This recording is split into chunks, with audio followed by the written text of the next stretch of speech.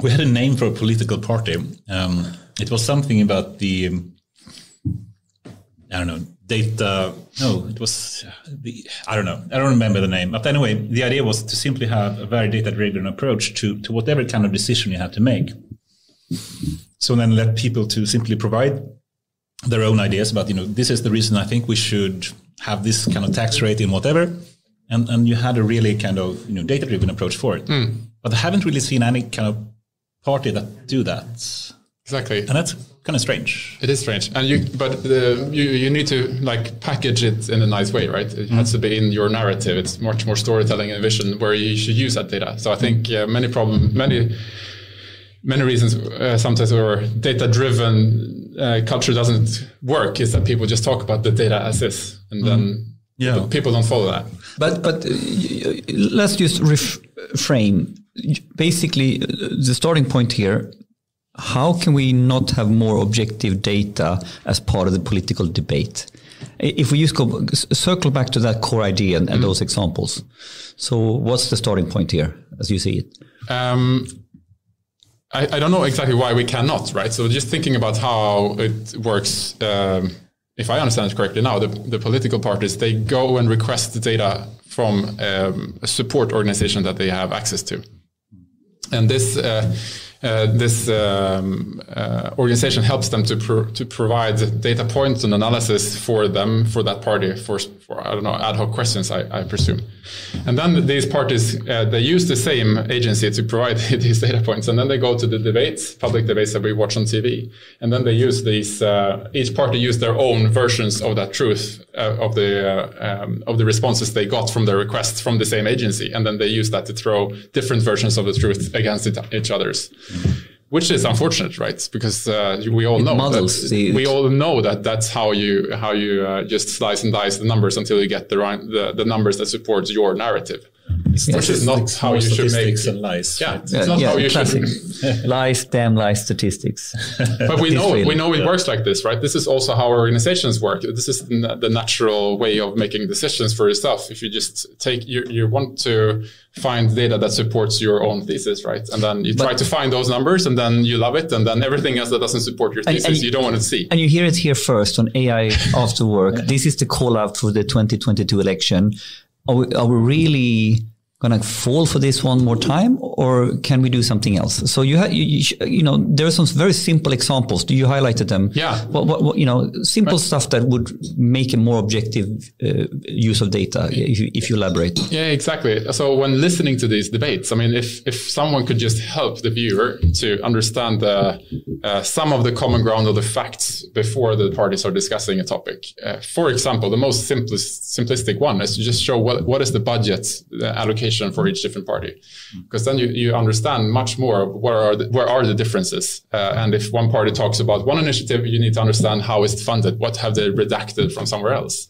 And if you don't understand that, then it's impossible to understand what's the consequences of money talks in some way. And just showing that table, the overview. So when some party is talking about one initiative part of the budget, show them how that differs from the others. Show that allocation split. It's very simple. I think this is a brilliant, simple idea, and I just get frustrated when I realize why aren't we looking at those simple budget allocation numbers every election? Because when you get into the single narrative of one question, the political acumen, the way they can carry themselves, they will talk up whatever they are doing to sound huge and beautiful. Yes. But when you put them hardcore next to each other, show me the money.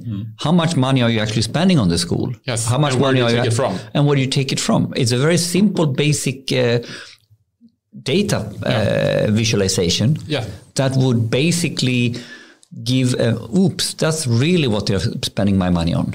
Why don't we know this? Of course, it's all out in the open because they all put the budget proposition and the other guys do the same.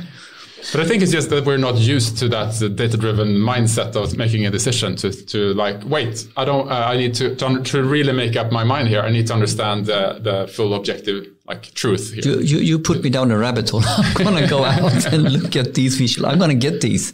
But think about the more complex questions, data about crime, about immigration, about all those kind of things that the parties are just throwing at each other. It's impossible for the viewer to understand what's the right part. And not only for the viewers, I would argue. I think it's super hard for politicians to make an informed decision as well about how to allocate the budget as well.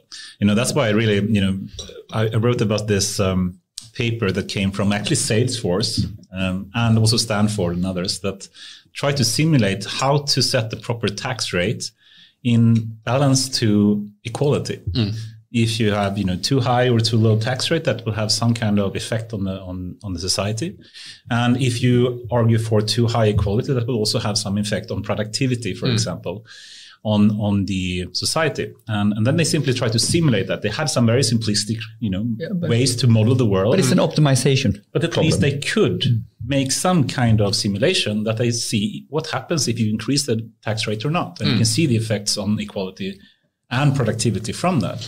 And at least then you have like an AI or data-driven approach to try to. I mean, it's not perfect, but at least they're trying to. But it's a mindset, right? You want to understand the complete consequences, and then you try to find data. And you should also be fine that even if you don't have the exact data, just by visualizing what you know and what you don't know, and then I form a thesis on, we believe this, so we do this because we believe that. Yeah. But bottom line, isn't this all about data literacy or data maturity in different industries? And if you look at politics as an operating business or whatever, I mean, like the way we do politics, and then you can go and look at the debates in England, they look the same since the 1800s, right? And we should have we should be able to do better, right? Yes. We should be able to. We are demanding more from our businesses. We are starting to demand more from our public sector, but the whole political, beast, the whole machinery is fairly analog. Yeah, totally. But it's natural, right? I mean, every industry is converging into becoming more data-driven, industry by industry. So I think politics is somewhere down the line next. But what will be the tipping point? Because typically in business and corporates, to really change and really get on the journey, there has been a huge compelling event. There's something happened. We are going to die. We're going to get disrupted by the tech giants. Something is happening that gets people to wake up. What needs to happen for this industry, the political industry, to wake up to become data driven? That's interesting. I mean, when looking at other industries, how this data transformation has happened. It has started with the ability to look at data, to collect data, that we have data to work with. But this is this is in some way, it's there. Yeah, I argue. Yeah, it's a lot of data is there, but maybe there is a tipping point where when there is more and more data being available for us together as a society, maybe it will come to a tipping point where there's just so much, so someone will actually do this and put this together and put these graphs into the debate, and that will get viral, and maybe that will be like the transformative so point. we have abundance of data, but we have a scarcity of insights in that data. So how do we go to abundance in insights? So that's also the literacy translation point, that you need to have the literacy to start asking the right question, and then the literacy to what's the data points and analytical models behind those data. Perhaps it can be a simple thing. As we have more and more automated fact checkers these days. Imagine having a live debate and someone makes a statement, and you have in seconds kind of latency a red light saying this is wrong. But that's I like it. But it's a reactive thing, right? I think we need to change how the debate is constructed. I mean, thinking about organizations, how they should work with data. You can't just take what you did before and then start to say like this is wrong and this is right. You should establish a common ground first, and then you look at that common framework of data and how things are looking, and then you debate on that. But the key problem is, of course, the political parties don't want that because it doesn't help the narrative. Exactly, it's uncomfortable. Yeah, but if some media does that, at least it would force people to avoid saying obvious wrong statements. So it could potentially at least help. Yeah, that's what I mean. So I think when we get enough data, and maybe we are at that point, someone will take a look at that, actually put it all together and create like a common ground for like, this is the metrics framework for society using data, and then invite people to maybe a podcast like this from different But it's interesting. Political parties. I would argue that this is in fact already happening, but not in the sort of major media. It's where you find on LinkedIn. So if you go in LinkedIn, you will find these sort of on stats of someone pulled something data together to really show how it really works. And you've seen all these simple animations like how many car sales and how Tesla took over. And so people are doing this, but a little bit like out of frustration, individuals are doing this and making it go viral. But none of them are doing it in a holistic way, right? No. So they're picking something and they find some kind of fact on that specific point, and then something that supports their own view, and then they push that out. Yeah, and my argument would be more that we are doing this as individuals frustrated rather than this being a macro movement, so to speak, where the public media, the big media is sort of picking up on data-driven. I think this is a huge opportunity. The media house that will have the best type of data like this, or maybe even have it before the debate or something like that, I think that would draw It would draw in me. It would sell me on listening to their. They should create a show where they establish some kind of metrics framework together with the parties, and then they have time before to understand that, so they come into the debate on a common ground, and then the debate. We should pitch this to SVT, right? They have these public debates. Why don't you do this format? You will kill it. You will get all the viewers. I like that we end on a positive note. That there is a future where we will have objective political discussions happening soon. Yeah. And we have the election coming up, of course, 2022 this year. So let's make it happen now. Yeah. Awesome. Great. And great to have you here, Henrik Landgren. We've known each other for quite some time. I think it's close to 10 years now or something. Yeah. And you're actually the person that hired me to Spotify. Yeah, I found you. I remember the first meeting in a pub somewhere drinking beers. Exactly. Feels back to beers. Old days. So you recruited Anders. Yes. That's the whole point here, right? Yeah, exactly. And we know each other also through Paltarion, and you also had a number of connections there as well. Yeah. And we're closely connected to that. And now you're on a new journey as well, which I'm very much looking forward to hear more about. I haven't heard that much yet, so that's why it's super exciting to have you here and hearing what your new adventures are really about. Yeah. And you also have actually a connection to Australia, which is a common theme here. He is also an Australian... Australian wannabe. Oh, nice. Wannabe. So, yeah. Cool. Very much looking forward to hear more about that. So, very welcome here, Henrik Landgren. Thank you. Super excited. How would you describe yourself? Who is Henrik Landgren? Who am I? I think I've now been in the pitch mode for my new venture for the last And when did you start the new venture? And what's the name of it? So my new company, or our new company, we're three co-founders, is called ArK Capital. Yeah. And I will tell you more about that in a bit, of course, if you're interested. But I just wanted to say that I've been now in pitching mode, so I've been doing a lot of pitches. So starting to talk about myself is something that I do on repeat now, I think. But, good. Just hit the play button. Hit the play button and sell it. Sell myself. So what I think when I've been thinking about this and perfecting my pitch, I usually describe myself as something where, like, I'm someone whose life circles around three things. Everything seems to be around data, tech, and business. Nice. So that's kind of, when I look back, that's my red thread throughout my life. And so I started coding when I was 6 years old, actually. Nice. So I discovered that in maths early on, and then. So are you a nerd or not? Exactly. I don't think you look like really a nerd. Good question. Are you a true nerd or not?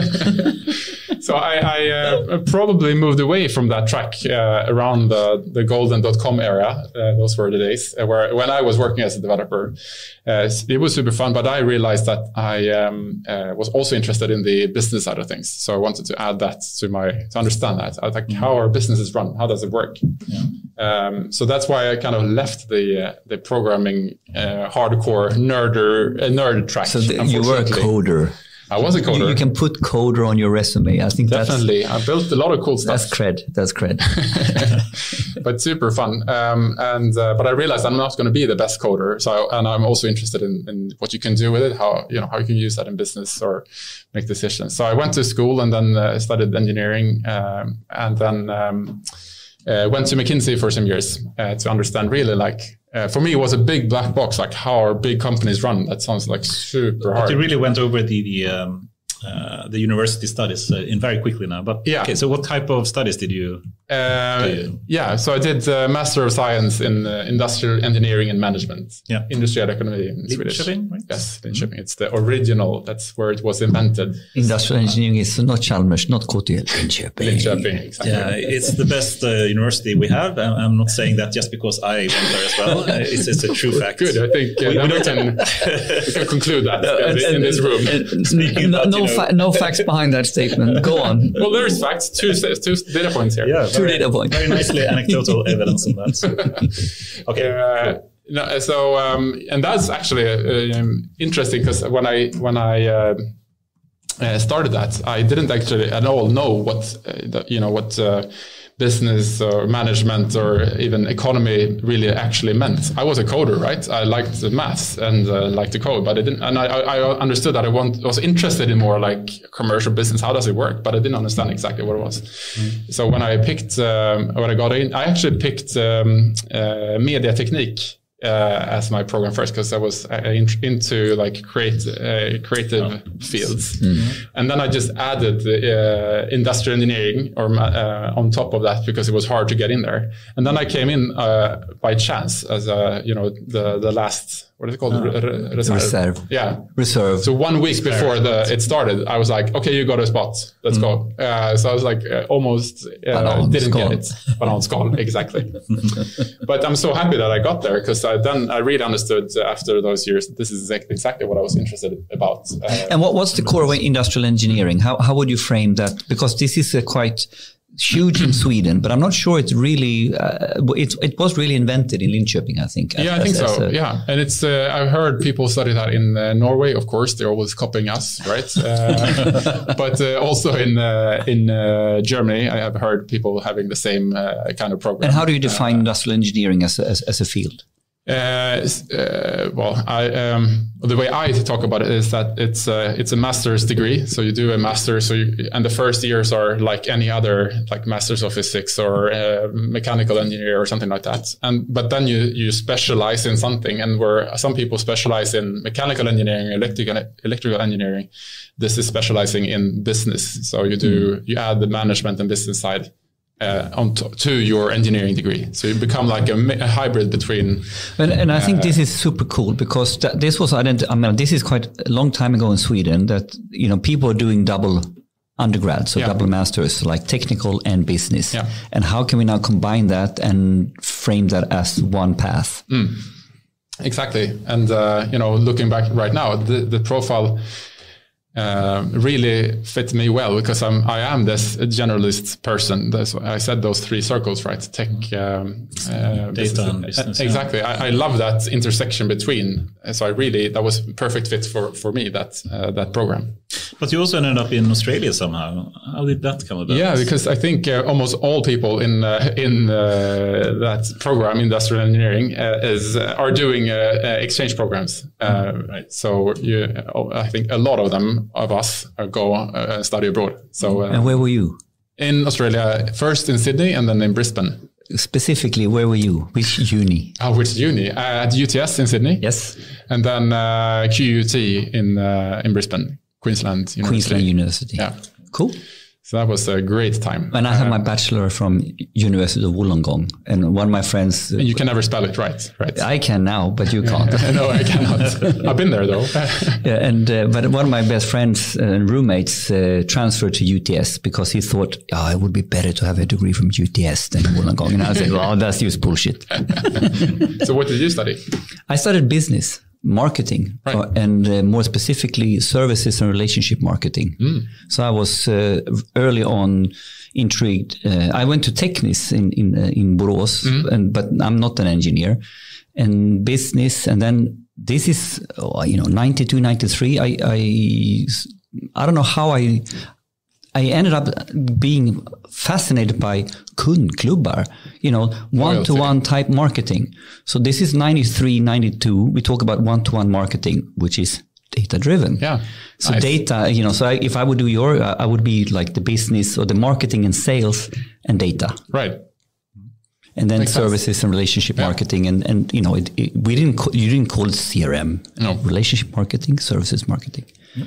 Cool. Anyway. Yeah, and then somehow you came back to Sweden as well, and you got in contact to McKinsey, right? In some way. Exactly. How did that happen? So when I was done with my studies, I still felt that even though that was a great introduction for me to understand more about the business, I still didn't have enough. So I still didn't really get it. So I had the choice back then to go okay, I know that I can code, right? I'm a developer. So I could go back into coding, but I felt like I really want to understand more business side. So that's why I followed this massive flow from people going and studying industrial engineering to consultancy. Management consultancy. This was the shit popular, in the 90s and 2000s. Exactly. You were not thinking startup, management consulting. Exactly. So I followed that, and that was also a very good choice for me, because it was 3 years of probably the best business school I could ever go to. It's just a fascinating. And how would you describe McKinsey for people that don't know it? What do they do? We or they or whoever. McKinsey actually, I've heard now that a lot of things have changed. So maybe my version is not correct anymore. But at that time, at least, we were helping any organization to do to run management projects, making decisions, run programs that they would transform their business into something that didn't work or something that they wanted to develop, and then they wanted to get help from people who had done that before and are experts in running such projects. So that's what we were doing. But I think what I really liked at the time is the whole way McKinsey was structured. They talked a lot about doing the dual mission, helping helping their clients to really have a significant positive impact on the client. So make sure that there is a change. And not just a lot of slides in a presentation. Yes. But the other goal, which was on equal importance, was to also develop the people that worked there. And I think they really did that well. And I think even my first, or maybe it was second day at McKinsey, I was thrown into a meeting with the CFO of a big multi-billionaire company. Of course, I didn't know anything myself, but thanks to the support from the team, how we were organized, I could already feel empowered in that meeting to say things to really be helpful for them. So I think it was a really good way to develop people really, really fast by throwing them out, giving them parts of knowledge so that we could be knowledgeable, and then that was a really, really rapid way for us to learn a lot of things very fast. What years is this? This was 2007. And you became an expert in how to run businesses, so to speak. Yeah, exactly. Time, right? And very generalist way. So the way it works at McKinsey is you start, it's really a clear pyramid way. So you come in, you know nothing, and then you just learn from the projects that you're in, but you don't have any specializations. And then the longer you stay, the more focus you get into areas where you have built up experience. Could you summarize some sort of key trajectory type of profile of initiatives and projects that you were most involved with? Did you get a path sort of thing? No, I didn't get that path. So it was still after 3 years, very random or whatever, no focus for me. So it was everything from doing a 5-year strategic plan of a big retail chain to be down on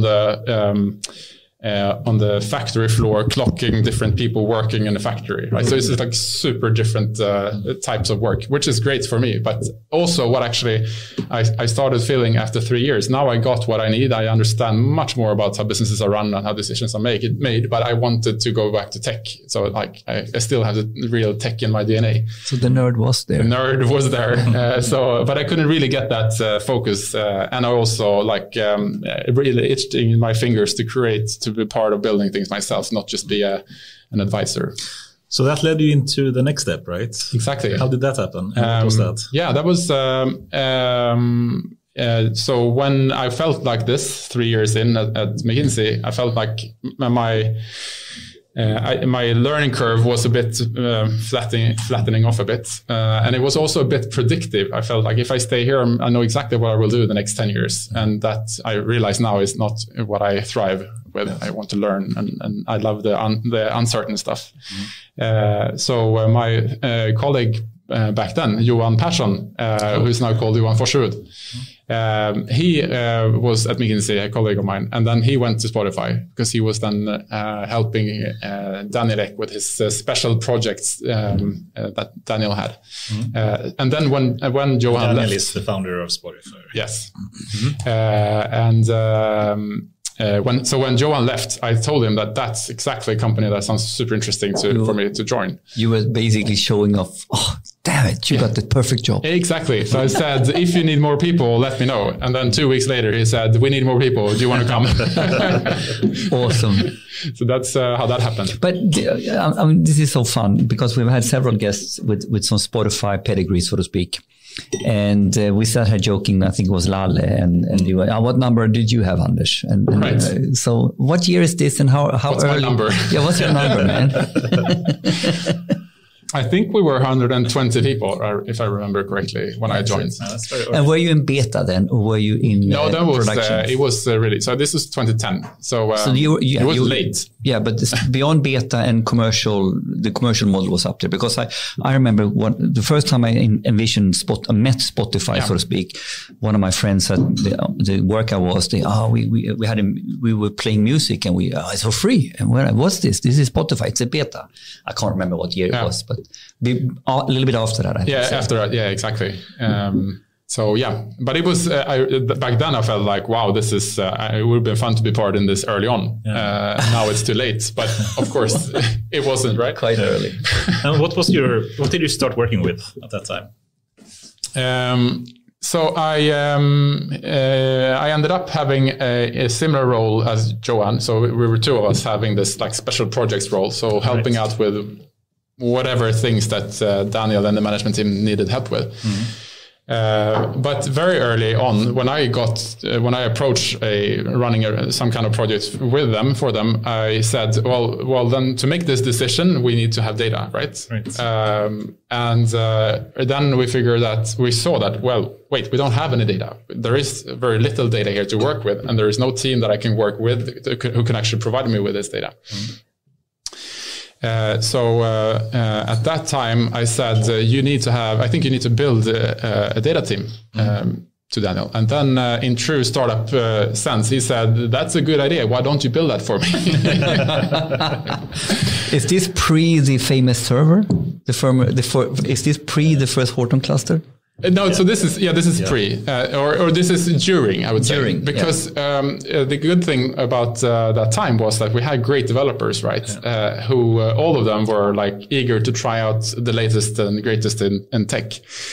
So some people had already picked this Hadoop, the technology. Hadoop, sorry, no, it was a pure Hadoop. The closet. Exactly. The Hadoop in the closet. It was not Horton. Sorry, not Horton. Exactly. The Hadoop in the closet. Horton came later, actually. But, Exactly. No, so we had great people in the team that had picked that technology already and started playing with it. So that was like a few people who were involved in that. So I kind of tried to put them all together and make this into a bit more structured organization, and then staff it up with more people on the tech side, but also on the analytics side, so who could actually analyze this data and make better decisions out of it. Basically what we said we need for the politicians, right? So I saw on your LinkedIn profile, Vice President Analytics. Right. So that was, go and do something, Daniel said. Why don't you fix the data then if you want analysis? Yeah, exactly. You become go build VP yourself. You become VP Analytics. That's exactly how it works. And how was that? How did you interpret that role at that point in time, or how would you look at your OKRs back? What were they? In the beginning it was, we were very early on to start to explore how can we work with this data? How can we make better decisions with all this amount of data. We were early on to have all these different events, but basically you can say like every click of every user in a data set. That's an enormous amount of data that no one had actually looked at before. So in the beginning it was just like helping out to figure out, make sure that we have that data available, like just having that. And I remember it didn't mostly work at all. So we had to do a lot of work, or the developers too. But can you remember what were the first questions that you wanted to have answered? What's the insights or decisions that you wanted to support? Yeah. What was your first use case? I mean, one of the very first one was it was at the time when it was a lot of debate on how to restrict Spotify, because this was linked to label discussions where they wanted to enforce different types of restrictions. So, and eventually it led up to us having to say that every user can only play one track on the free side for 5 times ever. After that, it should be like blocked and you cannot play the same song again. Super complex and cumbersome thing to implement. And also for the users, really, really awful. But that actually did happen. But before that, it was a lot of analysis around that. So how can we make if we are about to create restrictions, what should we do? And this was the record labels that had crazy ideas in the beginning before they understood where this was going. Exactly, because at that time the power balance was very different, right? But then since we had that data, of course, we wanted them to how can we use this data to understand and get informed in that decision? How can we simulate that? So together with Erik Bernhardsson, we did a lot of great work to simulate this. I remember we called it the snowball analysis. So what if, looking into how people's behaviors were at that time, how many times do you listen to a track? How many would hit the cap? And what do we believe about their churn probabilities afterwards? And what will that lead to? If we have the cap at 5 or at 10 or at 20 or in hours, playing out with different scenarios like that. That was one of the first things we tried. Super cool. And you continued to grow that for some time, and you built a graph team as well, which All right. Yeah. You forgot about that. And so many more things. Any big highlights that you would like to mention perhaps during your Spotify years? There are so many. But I think in general, just seeing how this new ability that we could see so much and we could simulate at this level that I just mentioned everywhere, and see how that transformed the way we worked in all the different functions. So now we talked about how to simulate those possible limitations using customer behavior, but then thinking about the same we did for doing marketing. We were super early on to do performance marketing, right? And it's the same philosophy we apply there too. So, okay, we can actually see which users that we pay for, that when they come in, what do they do? What's the value of that? And we could get much more granular in that. And it's so cool to see how that transformed everything we did and made us much better in a general decision making. And then also the psychological aspect of that. So how that changed how people work, how they view themselves and how they should view their own views of how the world works. For example, I remember some people in the design team, first time we talked to them about okay, you have built a great design here, but actually we've seen in data that people react in this way. So maybe we could try something like this. And the immediate reaction for someone who's never used data like that is I know how this works. Don't come to me and tell me how users think here. I know how this works. And then seeing how we got from that point to actually getting data as a very natural part of even the designer's toolkit, and how that made them even better, right?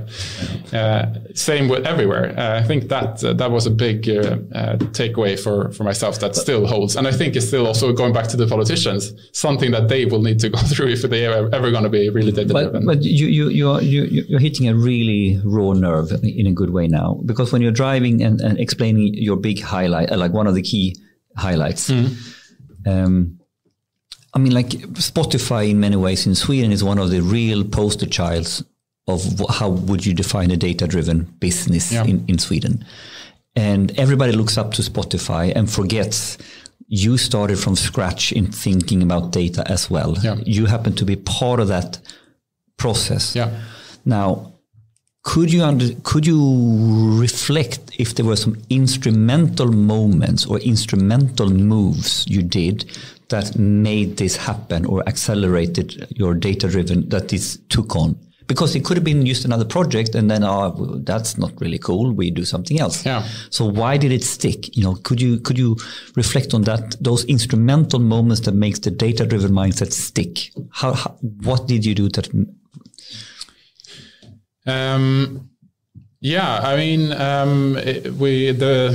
The first thing I think was that we did manage to get all of that data.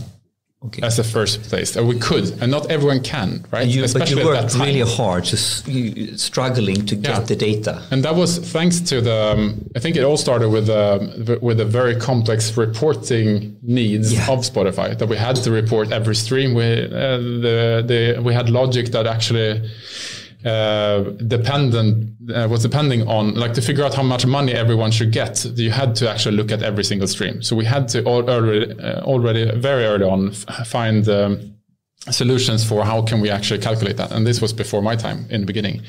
But I think that was that is actually meaning that to some degree have a grip on data for the core business model. It was ingrained in the core culture and business model early on. That's a problem for many that they don't have. Yeah, and I think maybe the culture, the general data-driven culture, probably came later when we started to use that data for business decisions.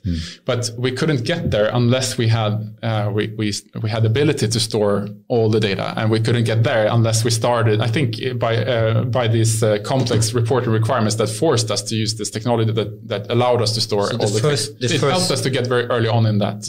Really good point. But I think the other thing is to, I think this initiative to start the analytics team that Daniel asked me, or I asked him and he asked me back. I think it was a crucial point to get that centralized early on in the journey. Yeah, the really top support. Really top support. Real top support. I was reporting to Daniel Ek as this head of analytics for several years in the beginning, and I think very few companies have done that. And that made it very centralized, right? So in all the different management meetings, I was there. I was like all the time trying to think about how can we get data on what we're discussing right now. So not stack 3 layers down, 5 layers down. Exactly. So I think that was very important. So you could then indoctrinate the data agenda in the real meetings. Yeah, exactly. And after meetings, like taking people aside and like, maybe I have some ideas where maybe we can find something in what we were discussing now. And then you had the relationships. You had exactly. The network. And the context of the important questions that really matters for the company right now. Because sitting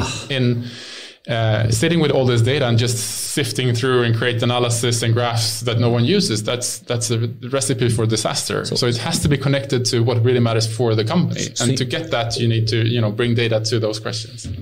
But I try to summarize, because this is super strong points. If you have a VP analytics at some point really, really high up in the organization, it means that person, you are indoctrinated by the real business questions. So when you go down and talk to the tech team, you heard it from the horse's mouth. Yeah. And this is a huge difference to working on the floor, so to speak. Yes. And sitting with all that data, but you don't really know the agenda that really kills it. That's a key moment. I think also, Daniel has an engineering background himself. Yeah. Do you think that's an important part? Definitely. Do you think like CEOs or the top management team should have an engineering background?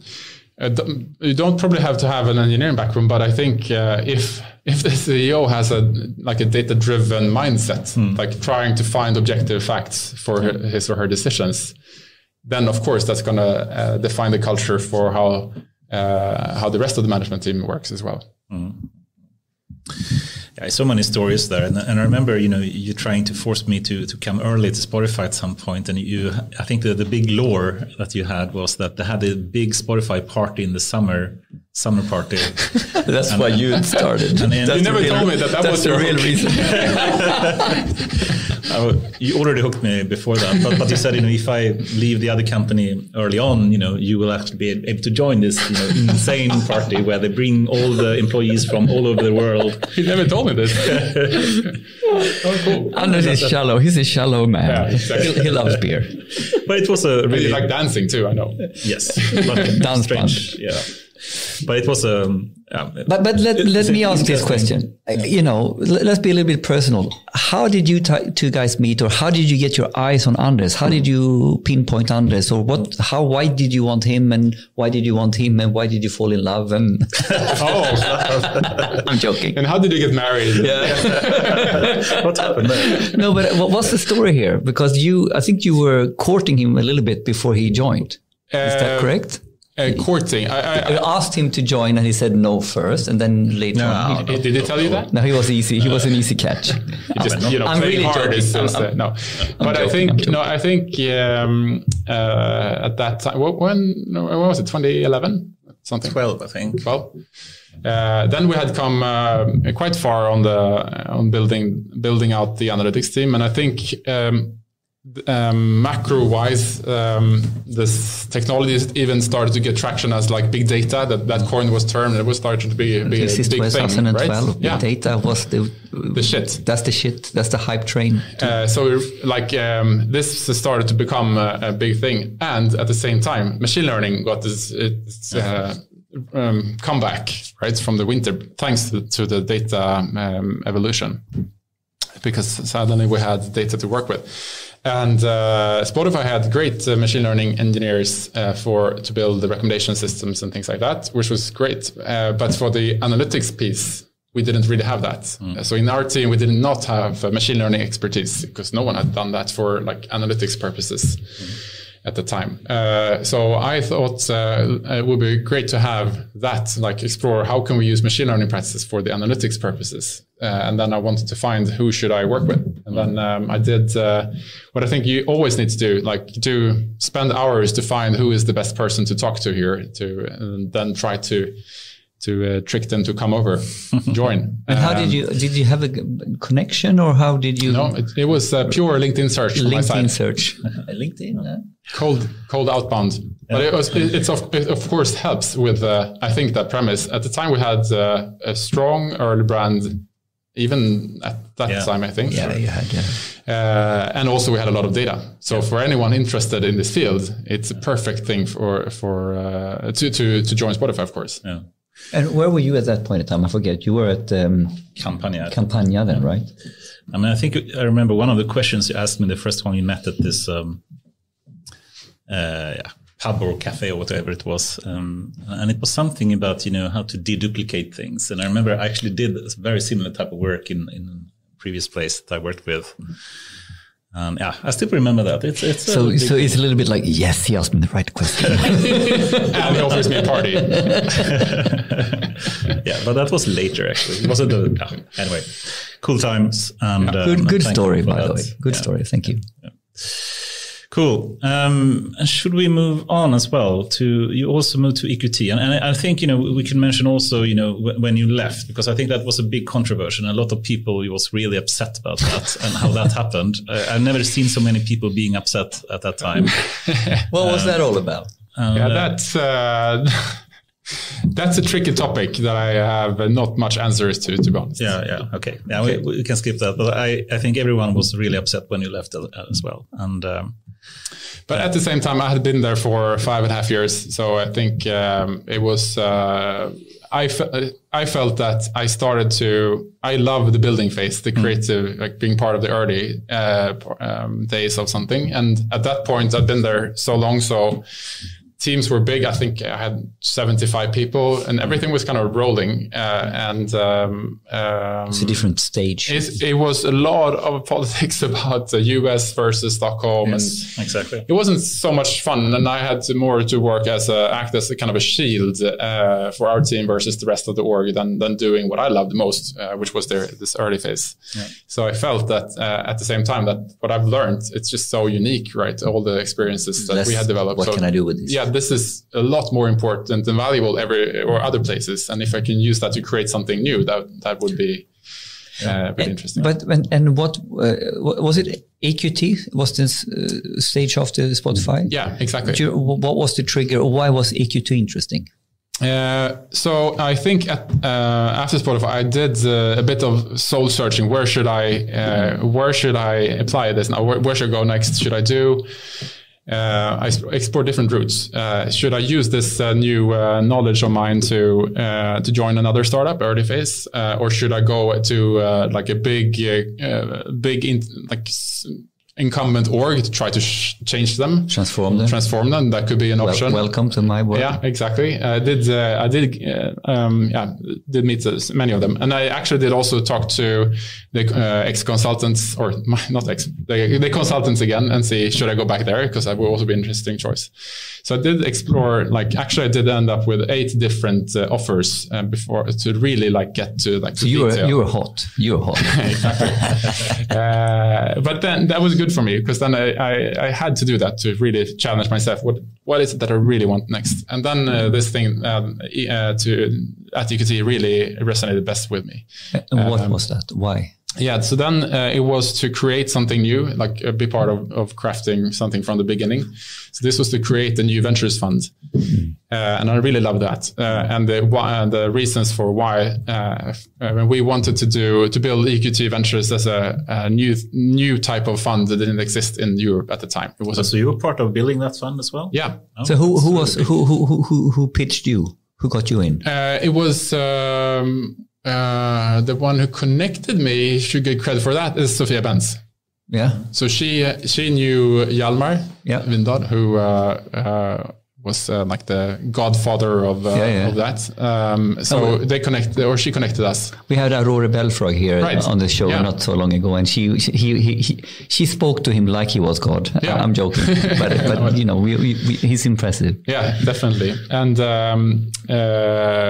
so we met, and then I really liked what they had thought together, or thought about what they wanted to create, a different thing, a different venture fund. And because from my Spotify days, I met with probably all investors at the other side of the table, because they were coming to us when we were pitching for our rounds at Spotify. And then all the time we had to educate them on how they should look at our business, right? Because we were far ahead of metrics and data and stuff. So we had to educate them. And then I was thinking, what if we can create another new modern investor that actually looks at things in the right way? That's a cool proposition. Yeah, of course. And the other was of course, the data-driven aspect of what if we of course, we should use all the data that is out there about companies to figure out which companies we should talk to first. So the Motherbrain concept. Yeah, I see what you're going there. But before we go there, perhaps you can just explain, what was the main ideas about the EQT Ventures compared to the classical EQT investments that they were? So actually, we talked about EQT Ventures as only the Ventures fund first. So the main the 4 pillars of why we want to create a new fund was to create a big fund. So the first fund was 566 million euros. How much? 566 million euro. And that was very different from all the other funds in Europe, because we saw that there's a big gap in Europe. There is no big funds in Europe. Every big fund is in the US. Yeah. So that was one of the big things. And that was why I love ambitions, right? So I wanted to create world-class stuff. So I love that. And the other thing was to have a team of not bankers running the fund, but actually having a team of people that had been part of tech startups before. Right. There weren't that many in Europe that had been part of the unicorn journeys. So we collected a really strong team of people like myself, but also from Booking and from King. Mm-hmm. So I really love that. And because I could also relate to it. If I could talk to people that had done tech startups before, cool if I could, when I was head of analytics and could talk to people that had done that would be really, really helpful, I thought. I like that part as a second thing. And the third thing was the data-driven part. So what if we try to do a really data-driven fund? That's the Motherbrain project. And the fourth thing was, let's do it as a new fund, but we don't want to do everything ourselves. So how can we build this on top of another platform? And that was where EQT came in. Because with EQT, we could get a lot of things for free, not for free, but together as a joint thing. So we could build it on top of EQT's all the experiences and all the infrastructure with HR and fund management and everything. So could you say, is EQT Ventures sprung out of EQT, or is it someone who comes up and pitches and you partner up sort of thing? If you look at the mechanism here, because you're almost saying now, like Hjalmar, we want to work with you. We have this idea.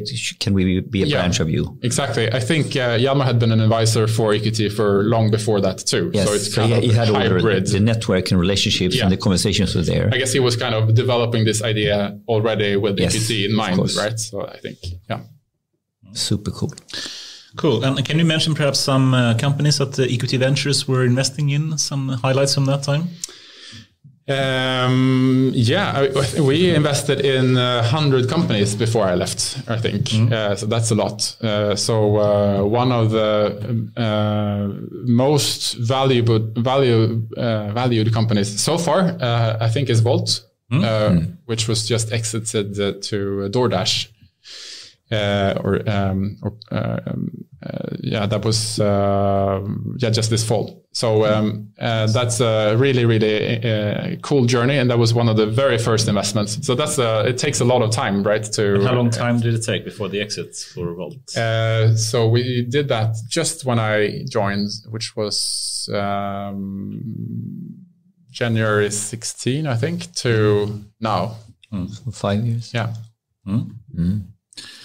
And so basically you were there when you set this up. So you started with now you have 100 investments, and how many investments was on you were there setting it up? Yeah, literally. Exactly. So when I joined, when I joined, we had, Hjalmar did some kind of first very, very earlier investment, like a test investment first, like even before it was official, I think.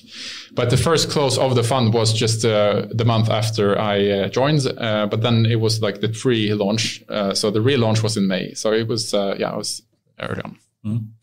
And then also you were instrumental in something called Motherbrain as well. It sounds like something from HAL 9000 or something. But what's Motherbrain and what do they try to do?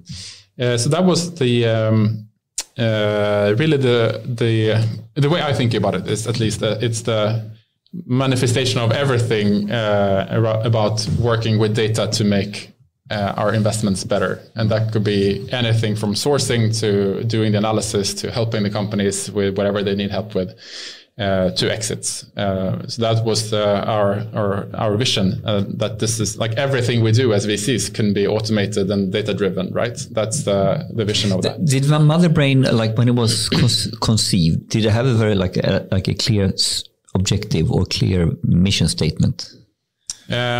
Yes, but it has evolved. Yes, of course. Which I think is natural and how you should do it, because it's impossible to know in the beginning everything that it should do. So I think if we all agree on that, so what I felt when I started, that we could probably all agree that 10 years from now, we said that then a lot of the things we do today will be automated and be much better done using data. That's just how it's going to be. Could we all agree on this? And what is then the steps that we can do to be positioned? Exactly. So where do we start, right? And then, so it's impossible to figure out exactly how to do everything, but we all agree on that's going to be the case in the future. The general direction, is there. Direction is clear. And then we try all the time to then, I love the bets framework from Spotify. To just then, okay, so here we are right now with the resources we have. Where should we bet on to make the most out of, this next period of a quarter or something like that to get us towards the future?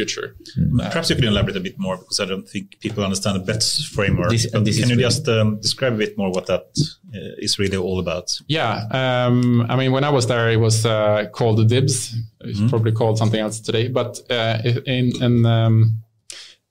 just the notion of having, when you make decisions, I mean, you want to collect data about something. You should just make sure that you have the data about, the context of the decision you're about to make.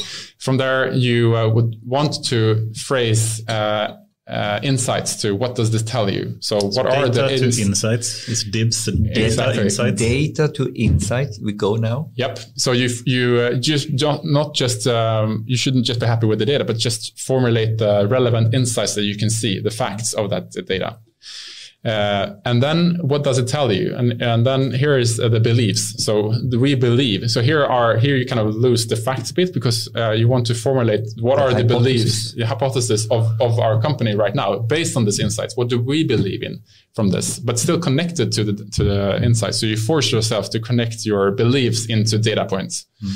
And then from there, you have beliefs on what you think you want to do, or things, opportunities that you could do if you want. And then it's about the prioritization. So where should we focus? What should we do? And instead of just saying that we should do all these things, this is the roadmap for the next 3 years, then let's not do that, because we don't know what will work, how we should do things. We will have to learn on the go. And then let's make sure from the insights beliefs, then let's make some bets on what do we believe right now should be our best effort on getting towards the future vision. Second B, bets. No, it was beliefs. Beliefs, yes. So, and then the last, or the second B is bets. So data, insights, beliefs, bets, yes. That's what I meant. Yeah. But I think also a lot of companies are, and I'm going to be a bit offensive now, so sorry for that, but I think so many people that are driven more, or companies that are driven more by accountants, are looking much more into second month, second quarter, and trying to optimize that, but don't have the more long-term kind of bets in place, right? Exactly. So I think to make those bets, you need to make sure what you're betting towards, right? So you need to formulate the vision or the direction for something further ahead. And that's more than just 1 quarter ahead or 2 quarters away. So that's important, right? And that's how you evaluate which of all these opportunities should we bet on right now.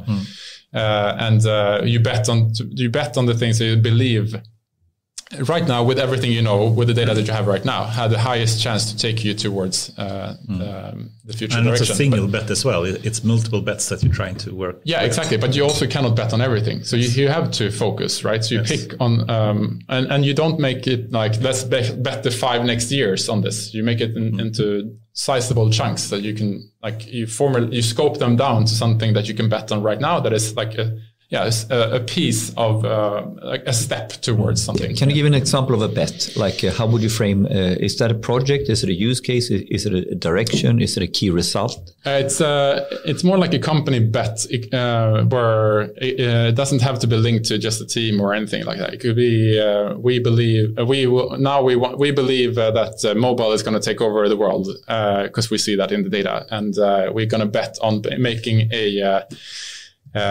sign-up flow that actually allows people to sign up on their mobile phone. Because they didn't have that when I started, right? So let's make a bet on that, because we believe that that's going to help us a lot. We don't know, like, should we build a complete iPad app and everything on mobile? We don't know yet, but let's start on this, and then we see what happens. I mean, I think that's a good example in the Spotify days as well, where that's one of the few companies that actually made a really big transformation, going from desktop first to mobile first. Yes. Right? And that was in 2011 or something? 11 and 12. So when 11, we launched the US. Yeah. And I remember then we did not have the free version on mobile. So I remember talking about when we launched in the US, we're going to have big announcements on stages everywhere. Like lots of people will hear about Spotify for the first time. They will check that on their phone. Isn't it weird that they cannot sign up on the phone? That's weird. No-brainer. That's so simple. Now it's a no-brainer, right? But at that time, it was like... But when you state it like that... you're right. That's a good idea, you know? Because you have the conversion point right there and then. You're not going to take it? It's hilarious. We didn't have that at the time. But it's also, I mean, it's so obvious today, but in 2010, they didn't think obvious. about, I mean, then you didn't think mobile will be as big as that's why I love the bets. I mean, like you ask a little bit, like we are stuck in the planning horizon, yada, yada, 2 months, 3 months. I argue it's a different type of steering, because you have plan-driven steering, which is more traditional, stable business supply and demand. That fundamentally doesn't work. Those metrics does not work in a startup or in a great uncertainty. So you need to have I call it plan-driven versus hypothesis-driven. Yes. And I argue that most of the companies, this is the real transformation they're going through, not the data transformation. In the steering of Scania, how do because now they understand that if I do this on Scania, right? Data points are the transport ecosystem. The inside is that there will be different types of roles and aggregators. Our belief is, we want to go sell transport solution. This is clear. Then trying to put that into plans according to plan economy doesn't work. No. Instead of going down, what are our biggest hypotheses and how do we steer our investments towards our bets? Yeah. And this is a huge difference in how a corporate traditional 100-year company is steered. But because you cannot make the plans because you don't have the data about it. No. Right? So it's impossible. And that's why I love the bet. It's not a project, it's a bet, because that emphasizes that you don't know. Yes. And I think that's so important, which is a big managerial shift. And then you get to the famous, we should be the best at failing fast type quotes that you love to tell, because they all fit together now. Yeah. To say them without context. I mean, you shouldn't just, do what has worked in the past. You must make some kind of bet on something that you don't know if it will work. No, but Daniel's Ek's quote sounds crazy. We are going to be the best to fail fast in a planned Gantt scheme kind of way. No. We don't know. So we're going to understand, we're going to test, we're going to bet, and then we're going to fail fast when we see that this bet is wrong. Yes. So when you put that statement in the right context, it makes so much, then it's profound, in my opinion. Yes. Yeah. Awesome. This is good stuff, by the way. A nice topic, I think, about, bets and how we can think above the quarterly kind of planning that so many others are getting stuck in. But back to Motherbrains, and we also had William previously on the show as well. William, yes. William, yes. And perhaps we can just, recap a bit, what is the approach that Motherbrain is taking to, I guess, what are they really trying to do? Are they basically trying to find the next best investments, or how would you define what their main goal is? It started, as we said, the vision has evolved during the years, which is good and natural. And it started, and I think one of the biggest things we have built so far is the sourcing part, where it's about finding the companies to invest in. Yes.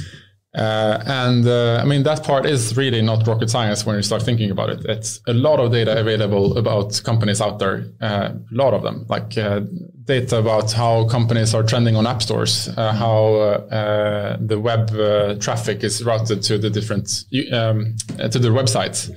Data about teams that are on these companies and what they did before. A lot of this data is data that is, of course, correlated with if you're interested in looking at this company or not. So when thinking about the investment decision, what is it that you look for when you evaluate an investment as an investor? So then you're going to have lots of different aspects in that investment criteria that you look for. You're going to look about the market. You're going to look at the traction of the company, the performance, and the team, and so forth. So the more that you can find data sources that are correlated with those dimensions before, the better you can do the automated screening. Right? It makes a lot of sense. Yeah. So why is no one doing that? That's the point, right? That's the point. No, you looked out. This is a whole. No one has started to do this data driven. No. The data is just out there waiting for this to happen, and it's just about to apply this data-driven mindset to it, to investing. That's exactly what it is. We, of course, then should use, as soon as you've started to collect data, then you should, of course, use all the tools that you have in the modern data toolbox, which includes everything to machine learning as well. Yeah. Just use whatever you have to try to answer the questions in the best possible way. So that part, it's not rocket science, it's just out and do it, right?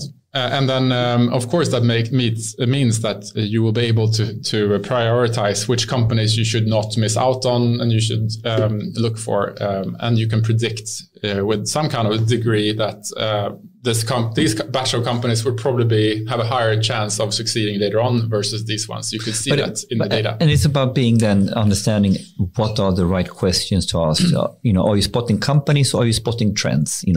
All this kind of stuff really boils down to the hardcore mechanics of being an expert venture capitalist. Yes. But then translating that into data points. Yeah, exactly. And algorithms. So that is the total quest all the time. So it starts with figuring out, try to deconstruct the investment decision. What do we look for? Exactly. And what makes us good? Is it trend that makes us good, or is it that I can spot this company? And then what are we really spotting? And then try to put that into some kind of mechanics. So how can we, you talk about trends. Okay, so how can we quantify trends? Let's build some algorithms to figure out trends. Is this a valid trend? And then try to find what are the metadata about trends that you want to find, right? And then quantify that. So it's unpack your brains all the time. Yeah. But and that works to some extent, right? You do all the things that humans can do, but then you also start to figure out that a lot of the stuff that you say you do, you're not really doing, right? And it's not really what you're saying is that it's really correlated with later stuff. You start to see that wait, a lot of these decisions are, and then you come to emotion driven bias net. But is there some stuff that at least the current type of tech that we have in machine learning is not able to do, and that humans are still better at when it comes to trying to do sourcing? Yes and no, but I think it's probably a matter of time. So, for example, we always said that the team questions, understanding teams is super key, right? The composition of the team of your investment. Or what is it that you say when you say team? That's a good question, right? Mm-hmm. What is it that you really mean when you say that you want to look at the team? Does it mean, what does it mean? It's a mix of what they've done before, the track record, right? But also emotional connection, maybe. But how important is that actually when you start to quantify it? So decomposing all of that, and then thinking about there is a lot of team information out there. And we started to explore that quite heavily and see that, well, actually, if you can start to combine data about what companies have done in the past, what investments they have done, with the teams that were in place at that time. And then you get that information about teams into the future too. So say like, okay, well, here's a new startup. It's started by these three founders, and one of them was actually part of Spotify when Spotify was growing in that period and attracted great investors at that time. So doing those relationships links is impossible for a human to do, but it's very easy to do for and that perhaps I think highlights some of the more unattractive things about building a startup, that it's not sufficient to have the best tech or the best idea. Even sometimes, you have to have the right connections, perhaps as well, and right. Or how would you agree with that? That's how it has been, right? And that's one of the things we wanted to disrupt, because the way that investors find founders is a lot driven by connections. Unfortunately, that creates a lot of bad things, bad investment decisions, but also lack of access for lots of founders. Because they don't have those networks. They're not used to talk investor language. They don't have the data. They have to trust to whatever they have. And what they do have is the connections, and that's the only thing they can trust. Unless they have the proper data, that's what they have to resort to, I guess. And also, since investors are humans, we would also you always try to identify patterns, and then the brain is biased, right? So if you feel that here is another lead from a great person that given me leads before that led me to great investments. If I get a new lead from this person, it must be better. Perfect. I don't even have to check. Last time was fantastic. Let's do it again. That's super hard, right? For a new founder that did not have that connection from before. So it's you get yourself so biased into this, and then linked to this, like you start to, you need to look at the data, and then you always try to only see the data that supports, again, your biased view from the beginning. So that's the problem, which we wanted to fix, where if you instead look at the objective data, look at the traction of the company, how fast is it growing, and we compare that to what other growth rates has been in the past for later successful companies. What does it tell us? And then try to get the investors to first prioritize those kind of companies first before they just jump on everything that's being sent to them. But that's a hard thing. Really hard. But let me take a challenger position just for fun in this discussion. Like, because someone can argue, like, you know what, this is an artistry. It's so many dimensions in order to pick one. So, you know, you're kidding yourself. There's no objective path to this. This is really artistry and instinct, and that we almost, as humans, someone has the instinct, but can you decompose it? No. So that would be an argument, like, you know, if I take that position now, you know, of course you have a vision, it should work, but you must have gone down a lot of bad rabbit holes. Oh yes. So I mean, like, because I love the hypothesis, but will it fly? You know, or did you ever doubt yourself on these topics? Of course, a lot of doubt. But it's an art, you could say. But let's quantify it. Right. So when is it really an art? And how can we answer that question? Well, maybe if we start to let's try some different dimensions. What if we try to say that of all extremely early stage investments where there is just an idea, there is no data at all about the company, then it's probably more an art, probably. Instinct. Maybe you could get information about what the team has done before, but there is no more data. But there's something that makes you think, I believe in this person. And exactly. Of course, there are neurons happening in my brain why I believe you, right? Exactly. And then there's also like the business idea.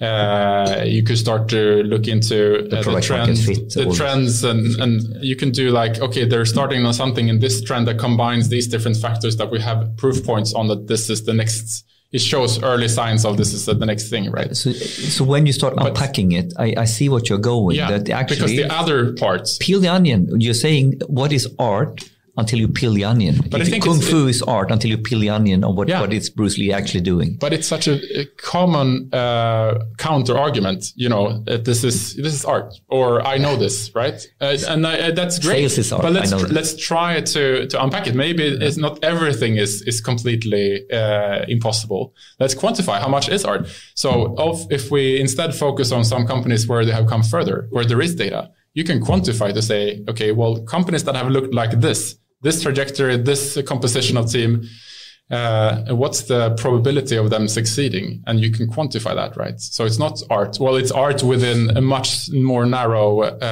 probability slice. But what you did now, I think, is super important for everybody, you know, trying to convince their board to go more data-driven, right? Also, and someone says, sales is art. You cannot analyze sales. But you know what? Maybe we can look at the end-to-end sales process and we can unpack that. And then we can let the artful sales guys do what they do best. I'm sure there are things that can help them to sell more. I mean, like, so what you're doing when you're peeling the onion, maybe something is art. I'm not saying no, but what is not art? And let's focus on that. This is a very good rhetoric, by the way. And then once you have identified those things, let's make sure we find other opportunities that match that, right? Other sales leads or companies, and then bring them in, and then we have more companies to do our art on. Yes. Right. So it's a little bit like because you get into that. I must tell a story. I was at Vattenfall, and this is big assets. And we were pushing for predictive maintenance in heat plants. This is in Germany, and this is a real argument. I don't need predictive maintenance. I can just feel it when it's vibrating the wrong way. Yeah, fuck off. This is real. This is how it is. Happened, right? Yes. And I was too young to have your argument. Yeah. I didn't know how to respond to that. I was I'm gonna fuck off. I'm not gonna work with this idiot. But that's real. Yeah, it's real. It's everywhere. It's happened. And if you would go back to these politicians that we started with, they say the same. Same. You know? I can feel the market. Yeah. But isn't that funny, right? It is, it's all vibrations. It's the story of my life. But to some degree, this is interesting, right? Sorry for rabbit holes, Anders. Yeah, I'm used to it. You're used to it. Actually, I think you missed it because I was in quarantine last time, and you know when we missed the rabbit holes. Yeah, and it's like sometimes like, oh, Henrik, you fucked up my whole argument. I was going down this way, and you took it this way. Yeah. And then when I wasn't there, you missed me. You missed me a little bit. Yeah, absolutely. Yeah. No, the joke is the rabbit hole. I think it's so much learning in what we're talking about now. So I'm trying a little bit to take the dumb guys argument to reflect on what the hell did you say now? Because I think there was some profound stuff. When you come into EQT, in essence, what you're doing now, you're going into an industry that is not traditionally so data driven. And Hjalmar is super smart and identifies that this is the new trend. So he recruits someone who has the right thinking to help him unpack this. Yes. Because Hjalmar himself can't do this. No, but he knows enough. He knows enough. He did the dibs. Yeah. He did the dibs. And he got the right guy in to help him unpack. Now, I think this is profound in how big corporates need to think if they want to be data driven. Yeah. And they need to do what Hjalmar did, essentially, or what Mr. Ek did. Yes, totally. Or is that simple? No, right? that's totally right. I just wanted to confirm that. Yes. I think this is huge in terms of simplicity. If you really want to solve it, it's no other way. It's the most direct route, I would argue. The other, if I can add one more thing to it, it's the to your rabbit hole. To my rabbit hole. Sorry. Is the importance of getting it into the work process, because you can do unpack this and do a lot of analysis, right, and come up with conclusions that look, this is how we should do it. Look at this. This is not art. We can really quantify this and blah blah blah.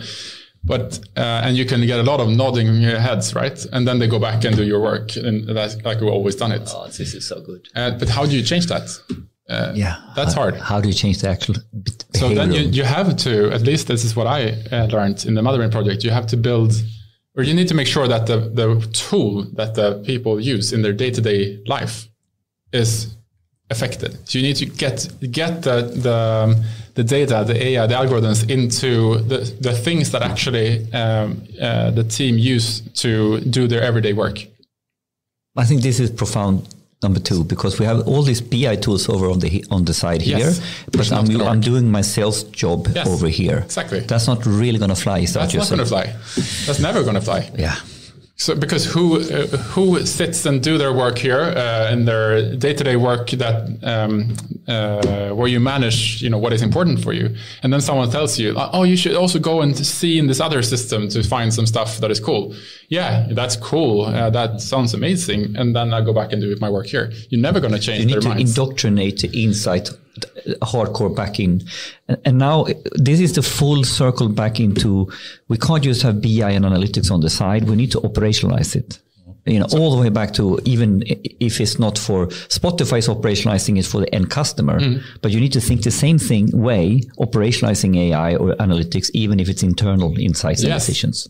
That's the bottom line. Yeah. So the tools that your teams use for their day-to-day job, that's where you need to make sure that whatever you learn from your data and AI work has to go in and affect the way you work. I love this. Sorry. No, now you go. Now rabbit hole done. Rabbit hole. I don't believe you, but let's hope so. We're like 1 hour and 20 minutes into, and we haven't, come to the real meat of the discussion. Let's go there now. But then thinking about it, you have expertise in how to run companies, from McKinsey, about making them data-driven from Spotify, how to get funding from with EQT. And now you're starting your own company. Yeah. How did that happen and what you're going to do? What am I doing? So please tell us, what's up? It's called ArK Capital, right? Yes, exactly. Funny that you asked about that. 1.5 hour thing. But that's good. No, I think this is, I mentioned that I love starting things and building things. And I think, again, after 5 years at EQT, I felt that now this really works. We have 2 funds in EQT Ventures 1 and 2 running. I was also part of setting up this the growth fund as well, and the whole Motherbrain team was not just started as an idea. We started to build it, and then we had 25 people, so it became like a big startup of its own within EQT. So that's the ship is sailing. This is really fantastic, and we have great teams that work on that. And that got me, started thinking, or like my nerves were starting to itch again for starting a new thing again. Yes. And at the same time, also seeing all these great founders that I met during my years as an investor, pitching all the time every week by tens of founders, and then seeing how my judgments were like sometimes correct and sometimes not correct, and also trying to work with these companies to like help them with different things. And sometimes I was just frustrated. Why don't they do what I tell them? I see how this should be done. Yeah. And sometimes I feel like it's probably not that easy when you get there yourself. So I just wanted to start something myself. Mm-hmm. So then I had several ideas during my years of things. If I start something, what should I do? And one of these things was what came out from a frustration and observation of these different great founders that I met with. So many founders are building great companies, but they don't fit perfectly well for the VC mandate. So the VCs we can only invest in companies if we see that here is an upside that could really be like 100x of the investment, because we know that we have to make 100 such investments, and 1 or 2 or 3 of them will really work and the rest will not work. So the upside of those, every single case has to be like mega. Yeah. So lots of the founders that we met with, we couldn't invest even though they had great companies. When you look at the data, when you do your analysis, when you look at the numbers, you saw that this is a great idea. We already see that the metrics are great, but we can't invest as a VC fund. And I walked away. So you have to have some kind of 100x. It's scaling. A lot of checklist stuff that you need to check, such as that. So the upside needs to be huge. And maybe for many of these founders, like it didn't really match that. They didn't want to take that much risk and go crazy about that, or the target segment was not big enough, or it was required a lot of capital that we couldn't go as a VC fund. So many companies out there build great companies, great ideas, but we can't invest as VCs. Yeah.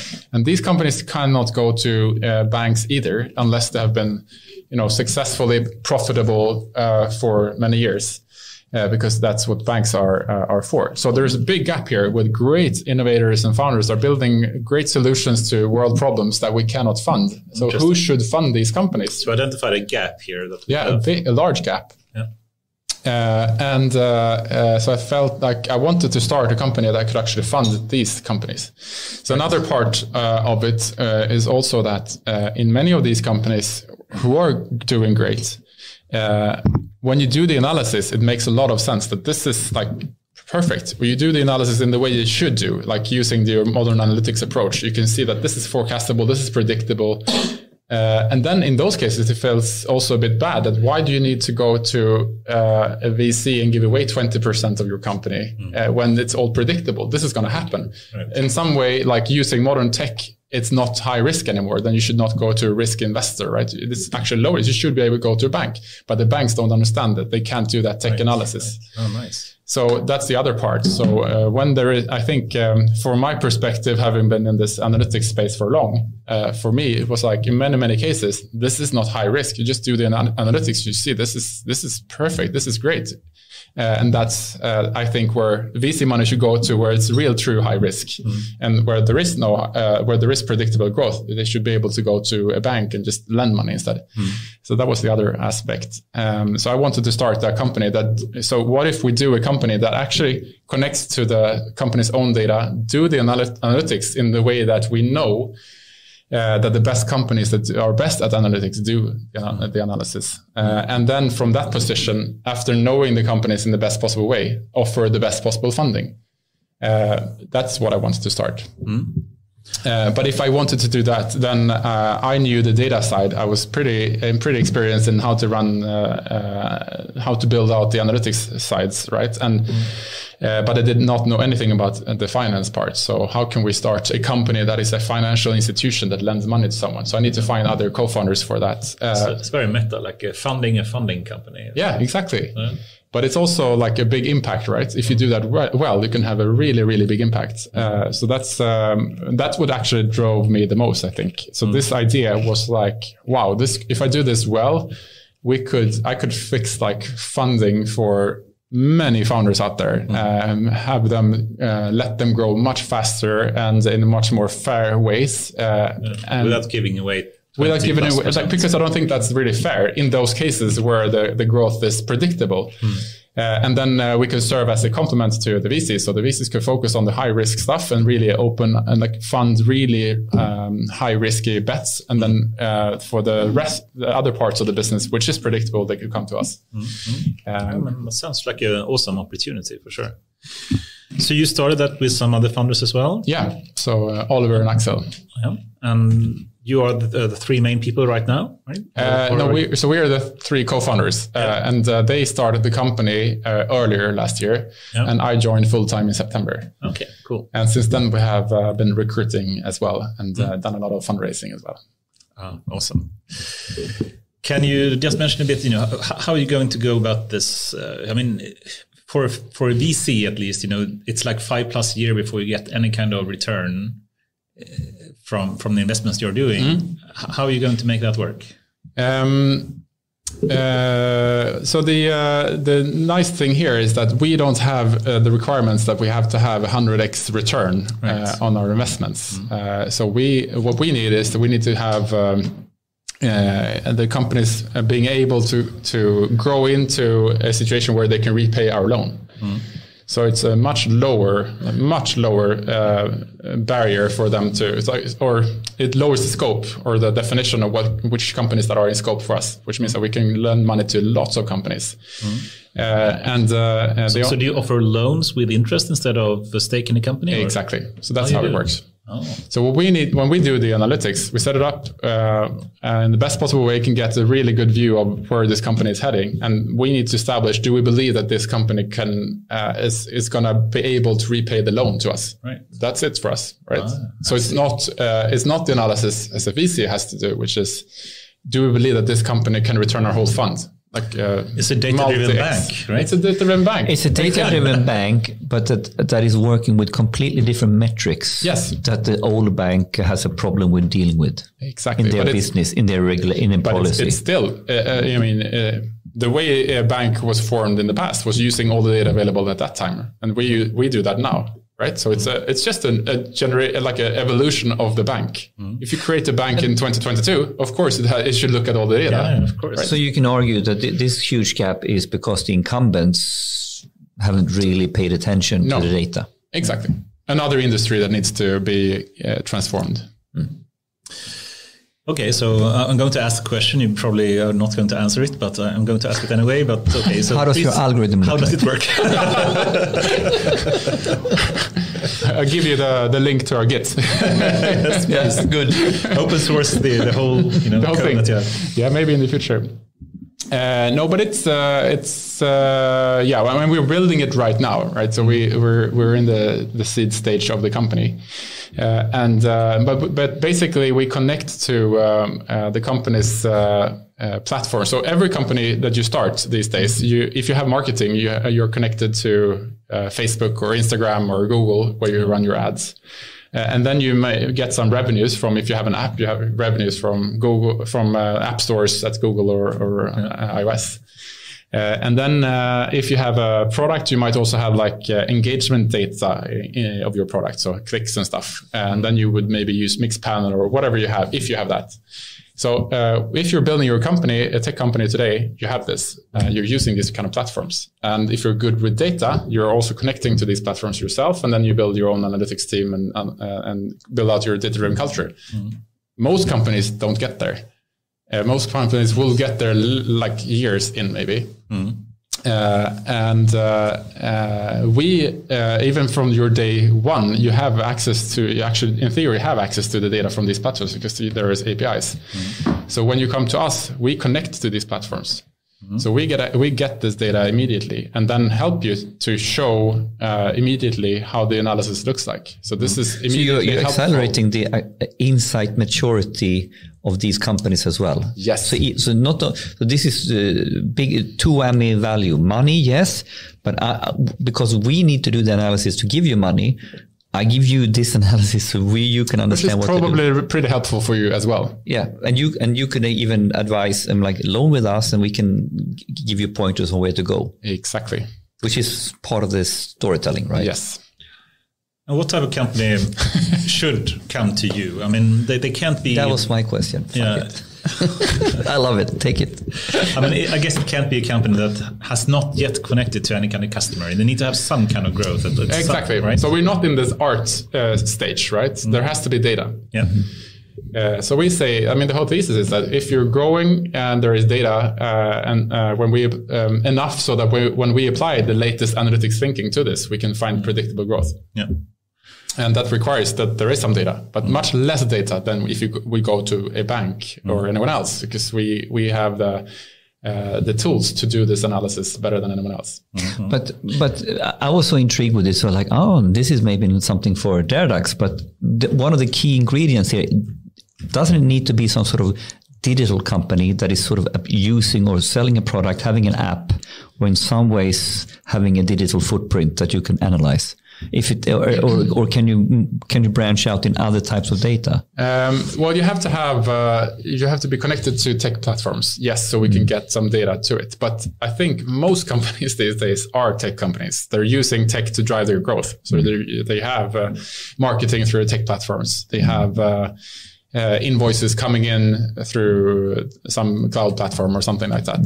So that's what's like, because you have the financial platforms like Fort Knox. Yep. That's one data point. And then you have, of course, your Google Ads if you do that. Yep. And then you have, so there are more than just the Google Ads and if you're on social media and Facebook. Yeah, exactly. So that's what I mean. Every company has a tech platform today that they use to run their company, and then we can connect to it.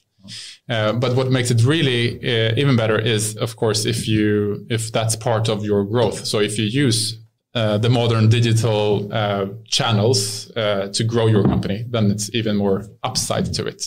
And I have to connect to Tesla as well. We have to mention Elon Musk at least once, in every podcast, I think. But they also have we do it because we want him on the show, but maybe that works. I don't know.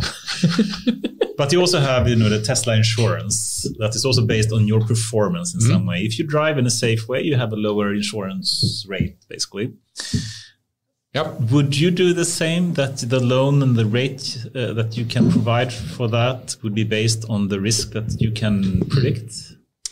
Yes, definitely. So if the data is more predictable based on the data we can see, then we would be able to offer you better terms.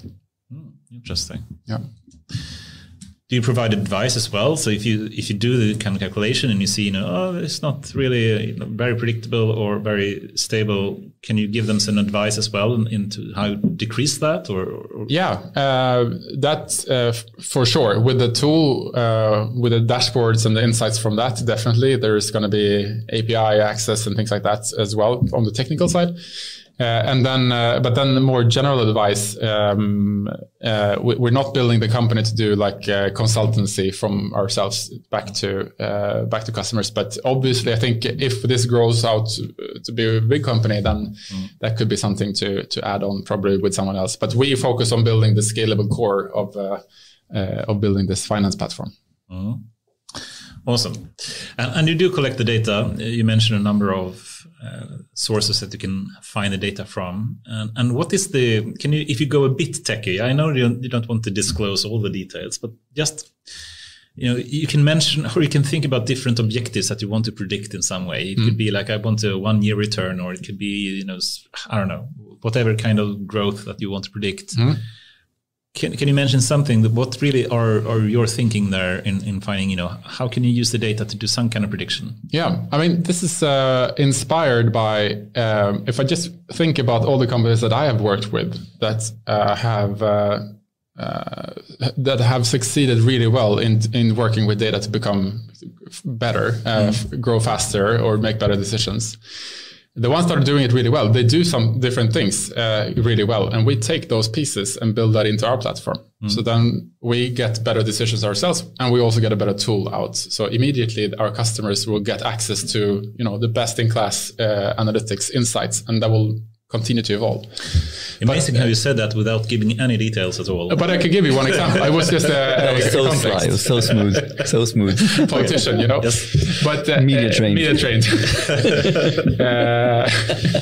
One such example, I think, is the concept of unit economics, where you want to understand lifetime value versus the cost of bringing in a user. That was something we were early on at Spotify. Yeah. If you think about that and do that model really well, that can really make your company much faster, because the quicker you can understand how your LTV CAC ratio looks like on a macro level, the better you will become at spending your money at the things that work. And for the normal people, LTV CAC. You have to become more technical, right? Yeah. This is it's always I'm the stupid guy position, and he's the smart guy position, and I'm dumbing it down. Right. So LTV, lifetime value. So LTV. CAC is the customer acquisition cost. So yeah. At the fundamental level, you spend money in some way to get customers to your company, right? And then that's a cost per customer. And then you want those customers to stay on to your whatever product or whatever it is, and then to bring in money back. So it's a combined ratio, LTV CAC. Yeah. So the value you get from your users should be more than what you pay for them. Otherwise, you're going down the drain. Yeah. Lifetime value can be something 2 or 5 years ahead or something, that you try to calculate what the average value for each customer will be in some future time. Right? Exactly. So then that becomes your judgment here. So what is our requirement right now? That's how much money should we get in, or should we, if we spend $10 to bring in one new user, or customer, when do we need to get that money back? For some, it's like, oh, it's early, we don't care about that. It could be paid back in 10 years. And for others, it's like, oh, we need to get them back instantly on their first purchase. Yeah. Because that's different for different business models and stages. But still, that equation is very important. If you get that right, you can empower your teams to really iterate on your product, on your retention, on your pricing, and the better you are at predicting that, then the better you will become as a customer or as a company. You grow faster, and the better financing decision we will make as well. But I would argue that we have great tech inventors and startups that has the same deep grip on the ratios and the KPIs as you have done it when you've been drilled in AQT. Exactly. And you grew up with it in Spotify. Yeah. And maybe some of those core ratios, and it really drives your focus in a completely different way than if you use Go. So this is the nice thing, right? That's exactly right. I mean, we were spending 5 years exploring and inventing this way of working at Spotify. And 5 years into EQT, I've been working with 100 portfolio companies, iterating on this, figuring out how this should be done. You've been building this business model for a while. Yeah, exactly. And so what if then I've been thinking but this should be common knowledge for everyone, right? It's not. So why don't we build this into this platform and offer it to our customers as well? And that will help them early on to get this to them without them having to spend years. And that also helps us, right? Super cool.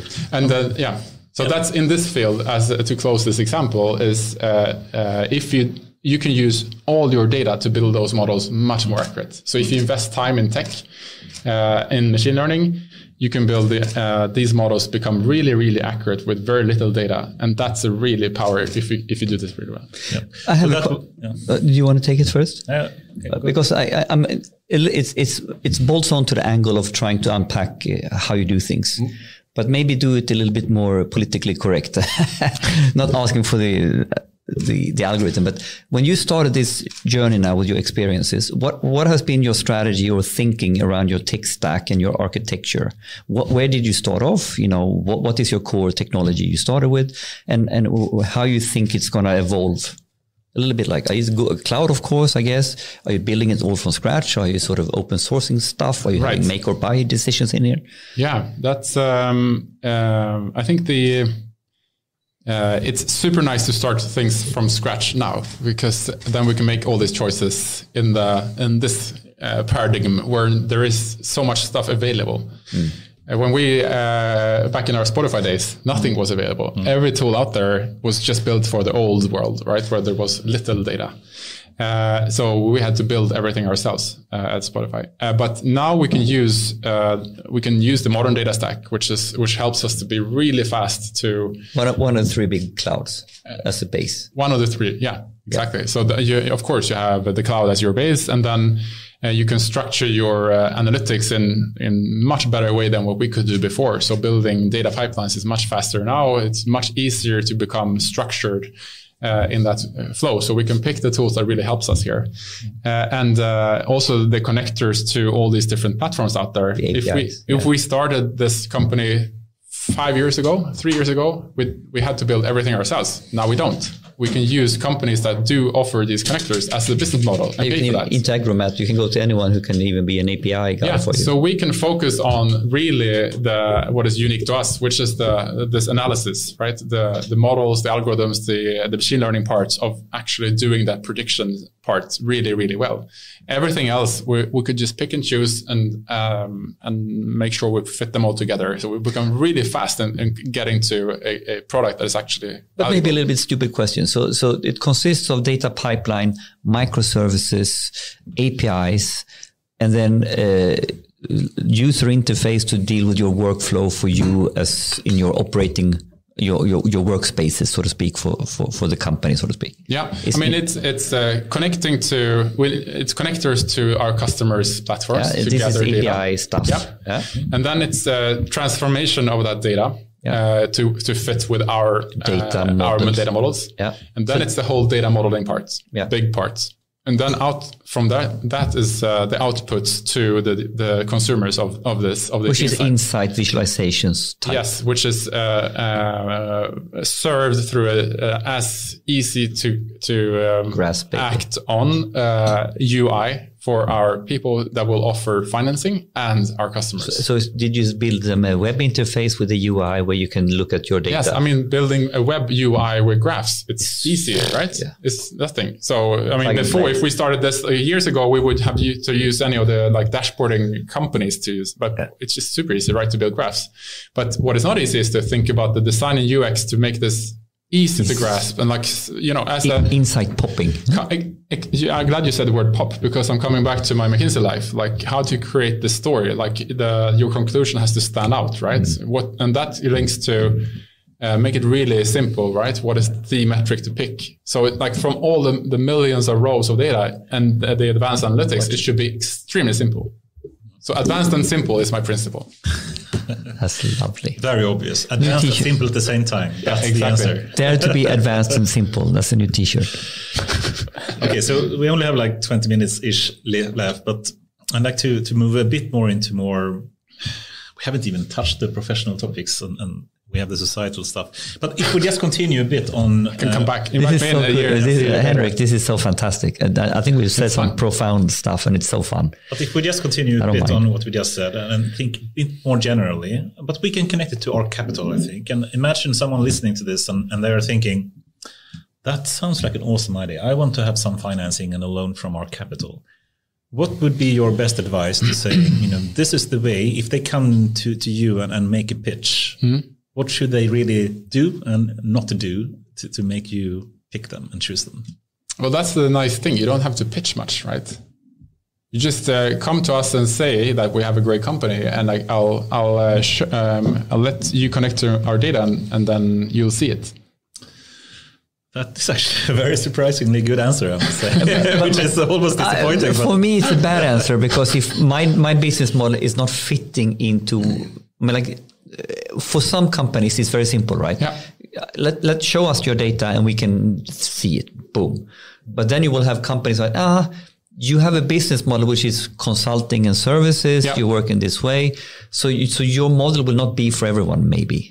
Or are you? I argue that you could probably stretch it more and more. Yeah, it's finding data points in different ways. Eventually, we will stretch it to all the different business models, but we need to start somewhere, right? We have only a few people right now, so we start with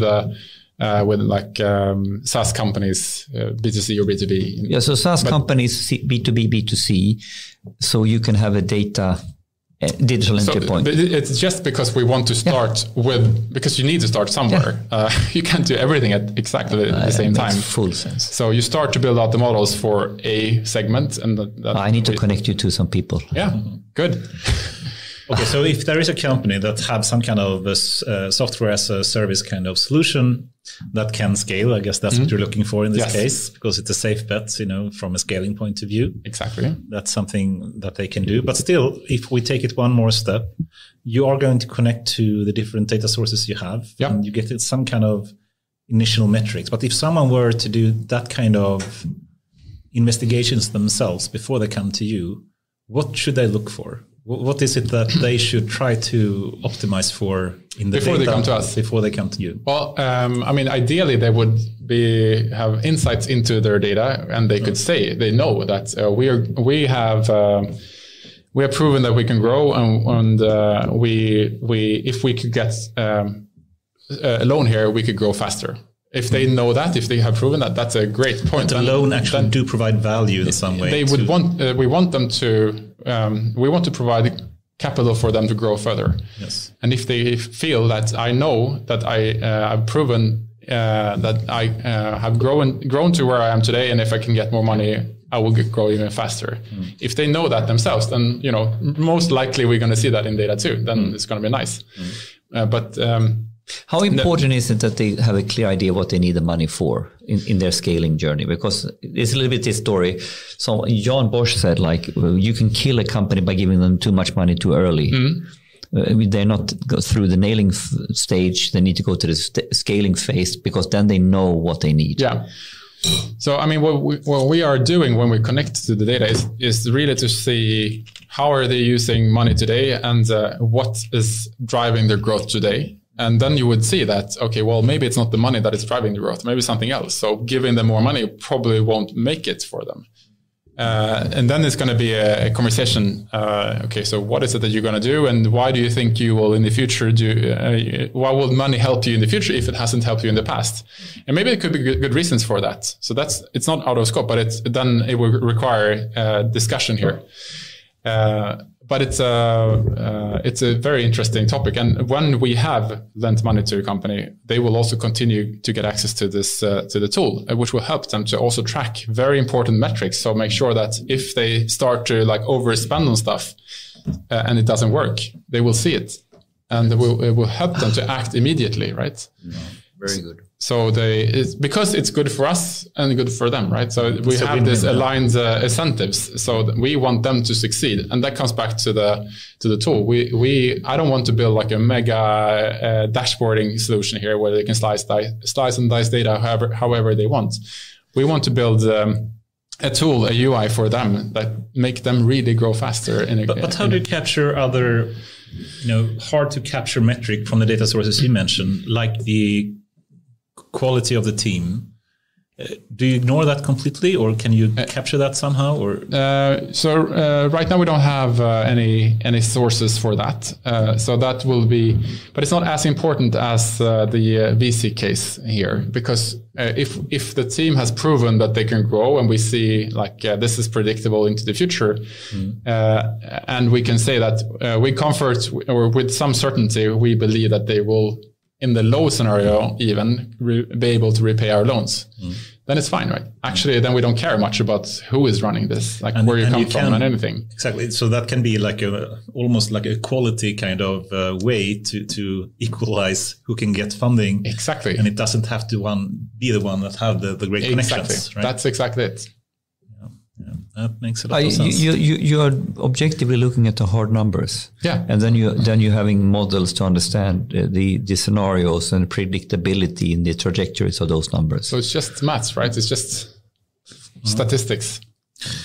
But still, just to linger a small part of time longer on that, so some companies still want to grow their company, and they want to set them up to become as great, partner with you, if you call it that, as possible, and they still want to build their team, and you've been part of building teams for a long time as well. How would you still recommend people to get that kind of number, the data that is required for this? What type of have you seen any like, failure with that they require the wrong type of people? I'm thinking about, what John said, with salespeople, etc. Yeah. And you can actually, I would argue you can also blow up numbers sometimes with data that looks completely wrong because you simply do that with, bloated numbers, if you know what I mean. Yeah, definitely. And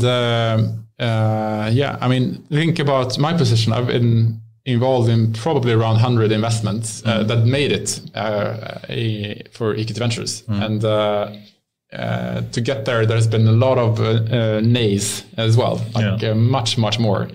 So I've seen many cases like that.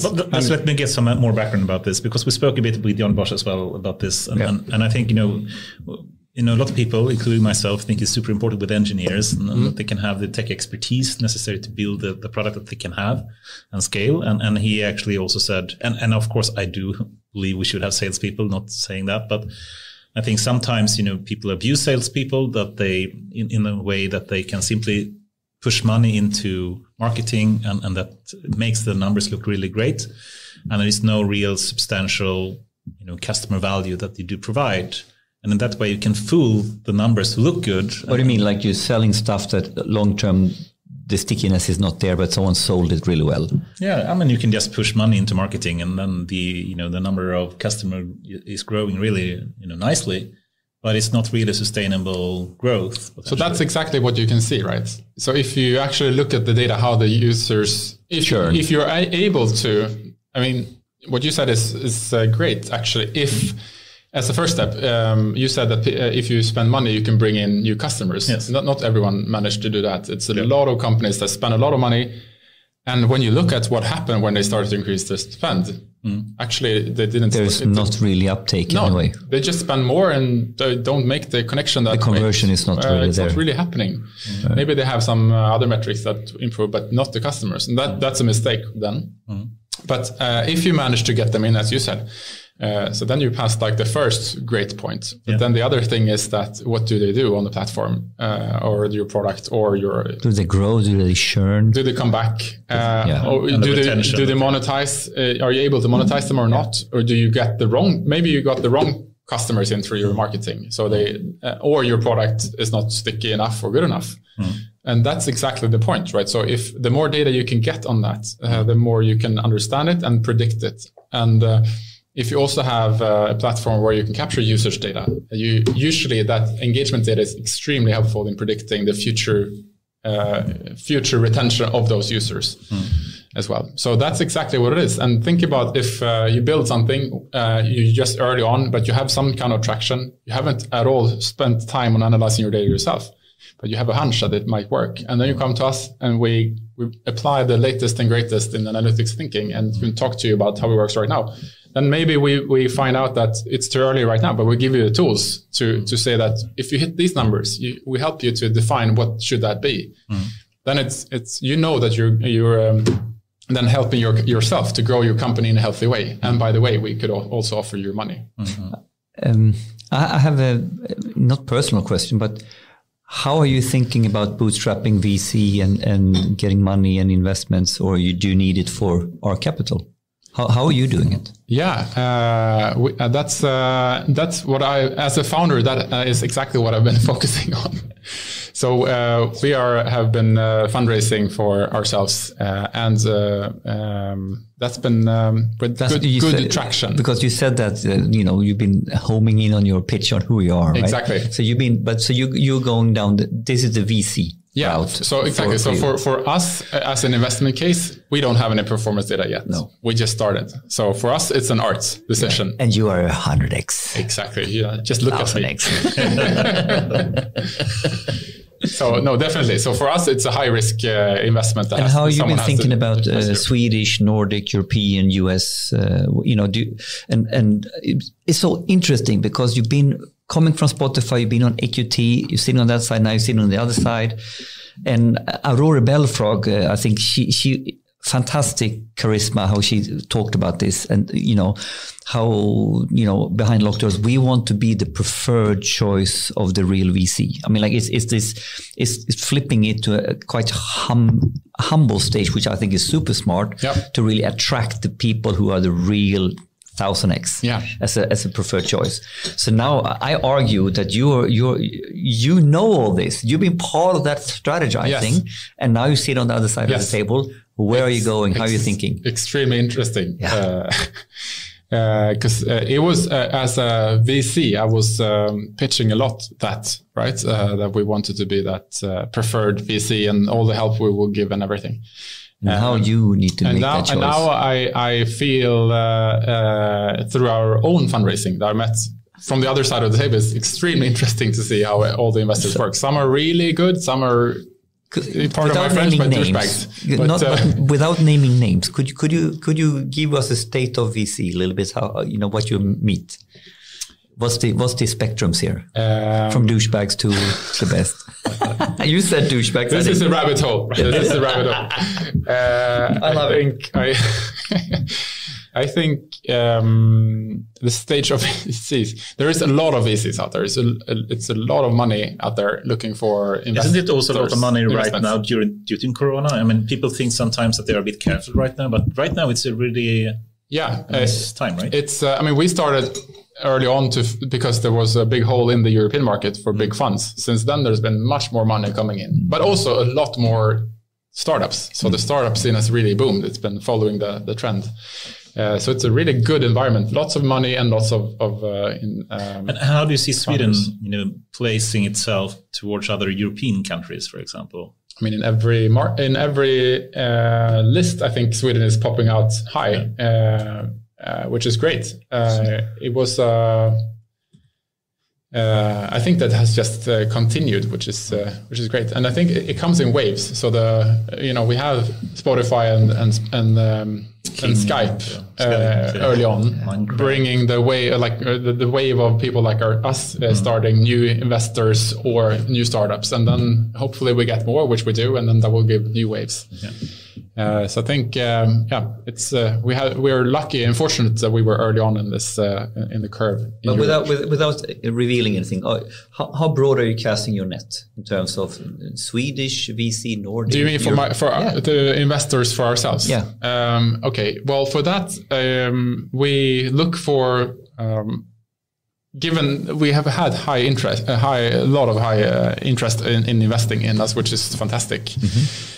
And then we have had the ability to pick and choose a bit. So we can we have been able to talk more with some investors that have that can really help us with what we need. So we believe our model is really scalable. I mean, the connectors and data and business models is the same, regardless of if you're a B2C startup in Sweden, Norway, France, or US, or even China, right? So we want to build this out and roll it out into the world, this new way of growing companies as fast as we can. So we want to pick then investors that can help us with that. So trying to find investors that can help us with the best networks out there. On a global scale. Yeah. But also I think, we probably don't have to feel like we need to solve everything from the beginning. So there's going to be stages. Like if we follow the classic startup track, it's going to be like a round now and a round later, maybe two. And then we can start we're focusing on Europe now. So we're going to open up. So then is that when you focus on Europe, is it preferable to have European VC then? Yeah, exactly. Because we're focusing on Europe, but we're starting the company here, across the street in Stockholm. So our natural networks will be more focused here. Yes. So let's take the opportunity if we get more investors to pick investors that have networks in other markets like we do, but other places. Because then we believe that will help us to roll out the fastest we can when the time is right. So what you're saying is you will have as the rounds go by and your geo-cloning happens, you will look for investors depending on where you go. To match our next stage. Smart. Awesome. And let's try. We won't really have time to go into any kind of philosophical or societal topics, but we can touch one, I think, and connect it a bit to what we just spoke about. And that is potentially, you're investing in startups. And then some companies say that the tech we are not investing. Sorry, but okay. Okay, lending money to financing. You're financing. Okay, you're financing startups. Yep. Good. And then some companies are a bit scared about the big acceleration that we see the big tech giants are doing right now, and we can easily see if you just look at the most valuable companies in the world that the top valuable companies in any kind of sector is the tech giants. It's the Google, it's the Facebook, it's the Amazon, the Microsoft, and Chinese, Baidu, Tencent, Alibaba, whatnot. Do you think there is a risk if you look couple of years ahead that the tech giants will continue to accelerate in this way, and therefore it will be harder and harder to build startups? Or do you think the opposite? I think the big tech giants will continue to accelerate, but I do not think that's bad for startups. I think it's completely the opposite. Nice. Because they can make a great exit, or in what way? No, I think the big tech giants are continuing to fuel innovation and like R&D of things, of new tech methodologies, but also to create new platforms and new places to create like new opportunities to build startups upon, right? Mm-hmm. So if Facebook and Google didn't exist, we couldn't create our company right now, because they have, thanks to them, people use them for market their own companies, which generates data, which helps us to fund them. But do you get sometimes a bit scared of the power that the tech giants have if they will continue to accelerate as well, as you say? No, I love that they accelerate, because it helps. It shows that others can do the same. You can create a new global company really fast and from. Take a big part, affect a lot of people very fast thanks to tech. But on the other hand, it's scary if you think that they will do that with the wrong intentions, right? I have to move here now, and I'm on the opposite side I usually take, but just because you're saying what you're saying, I have to take the opposite side here. And then, imagine like Facebook or LinkedIn or Twitter or someone gets a huge power, and they start to also not only be a tech provider, but also take part in the political agenda, so to speak, and start to deplatformize people like Trump or other people. And we heard about Joe Rogan, for example, recently at Spotify, which is a big, current discussion that we have. And Spotify is so far taking the stance they're not really censoring, or they at least do that less than some other tech giants.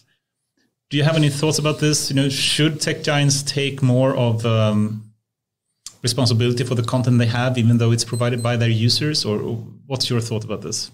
I think when you have built big platforms and you have created products that really affects what people do and learn, that affects them, which these platforms have done. You can affect that, right? You do control it. Either you do it explicitly or you do it implicitly. And of course, these big platforms, they have a lot of control, and they should use that power, I think, to do the right thing. But then, what is the right thing? That's hard. And in that way, you mean they should control the content more? No, I mean they're writing their own algorithms on what to prioritize in their feeds, for example. Yes. So I mean, explicitly or directly or indirectly, they are controlling what we do, right? And what we see and what we don't see. And there's been numerous examples of how that has been problematic with racial content and stuff like that. So I think they should take that opportunity to affect and steer the content that they have in a good way. But the question is, what is good here, and where does that line go? And I think actually goes back again to the political debate, because if the debate was on one of these platforms, we could say, "Oh, you're spreading misinformation here. You're actually using facts that are not news." If this was happening, a debate in television, we could call out fake news. Exactly, we could say if it was on Swedish SVT, national television, you're not censoring wrong content here. And no, they're not, because they're not used to this at all. But I think they should. It goes back to they should use the tools that they have and that they're indirectly already using. And I think coming back to my Motherbrain days, we built this workflow tool which all the users in the team use to prioritize the companies we look at. And there we then chose to say, okay, let's not just follow all the companies that score high up on the probability to succeed. Let's make sure to shift it over and make sure that the team over-index on companies that have a mixed gender split in their founding team, for example. Right. So you basically, let's steer the algorithm for good. Let's use the position we have to actually control what people do, and to something that we all agree on is something that we want to do but have a hard time doing ourselves. So I think that's a nice way to think about it. And I think that's how people should think about their different feed algorithms and content on Spotify, that they should actually apply that. And do we want them to do this by good nature, or does this need to be regulated in order to get there? Yeah, so where is that line? I think no one has the answer to it. No. And I think it probably comes back to our brands and what we want to stand for, and how if brands want to help out in society or not, they can take this chance. Because there's also this argument that around your brands and why good AI will be profitable AI is simply that in the end we as consumers can steer them with our purchasing choices or our platform choices. Yeah. Now the problem is when they have monopolistic almost. So basically I have no other choice. If I want this type of service, I will end up here. So for me, it calls for that. I'm not so worried about tech giants, but in order to push them, or in order for me to be able to steer them, I also need some alternatives. So for me, the scare point is when the alternatives go straight out of the door. Right. Because then, I don't know, I can't even, with my money, say I'm going to choose your friend over here because he's doing the right thing. But then you can still get other reactions, such as like now Spotify, people are leaving. They don't want to be part, like the artists don't want to be part of the platform. Yeah. So they're protesting in that perspective instead. So I think, before we weren't able to have this discussion. So it's great that we have it. And this is, I think, what we need. Because if we want to end on a very positive note, generally my outlook on people is most people wants to do good. We have our good or bad days, but there's very few people I meet. Have you met many evil people? No. Really evil people, No, we don't, right? No. So if we all have that sentiment, it basically, if someone is going too much, AI for greed, so it's evil. Even they are not evil, they're greedy, right? But if they take that too far, I think that will have a backlash, and I think you can in some ways trust the society to in the end do a revolution, like the French Revolution or whatever we do. At some point in time, something will crack if you are taking this too far. And nowadays it goes so much faster because there is so much power through the social media platforms. So it's in a way ultimately self-regulating. Yes. This is my hypothesis. What do you think? I think if you take it too far, people say fuck off to this guy or to this platform.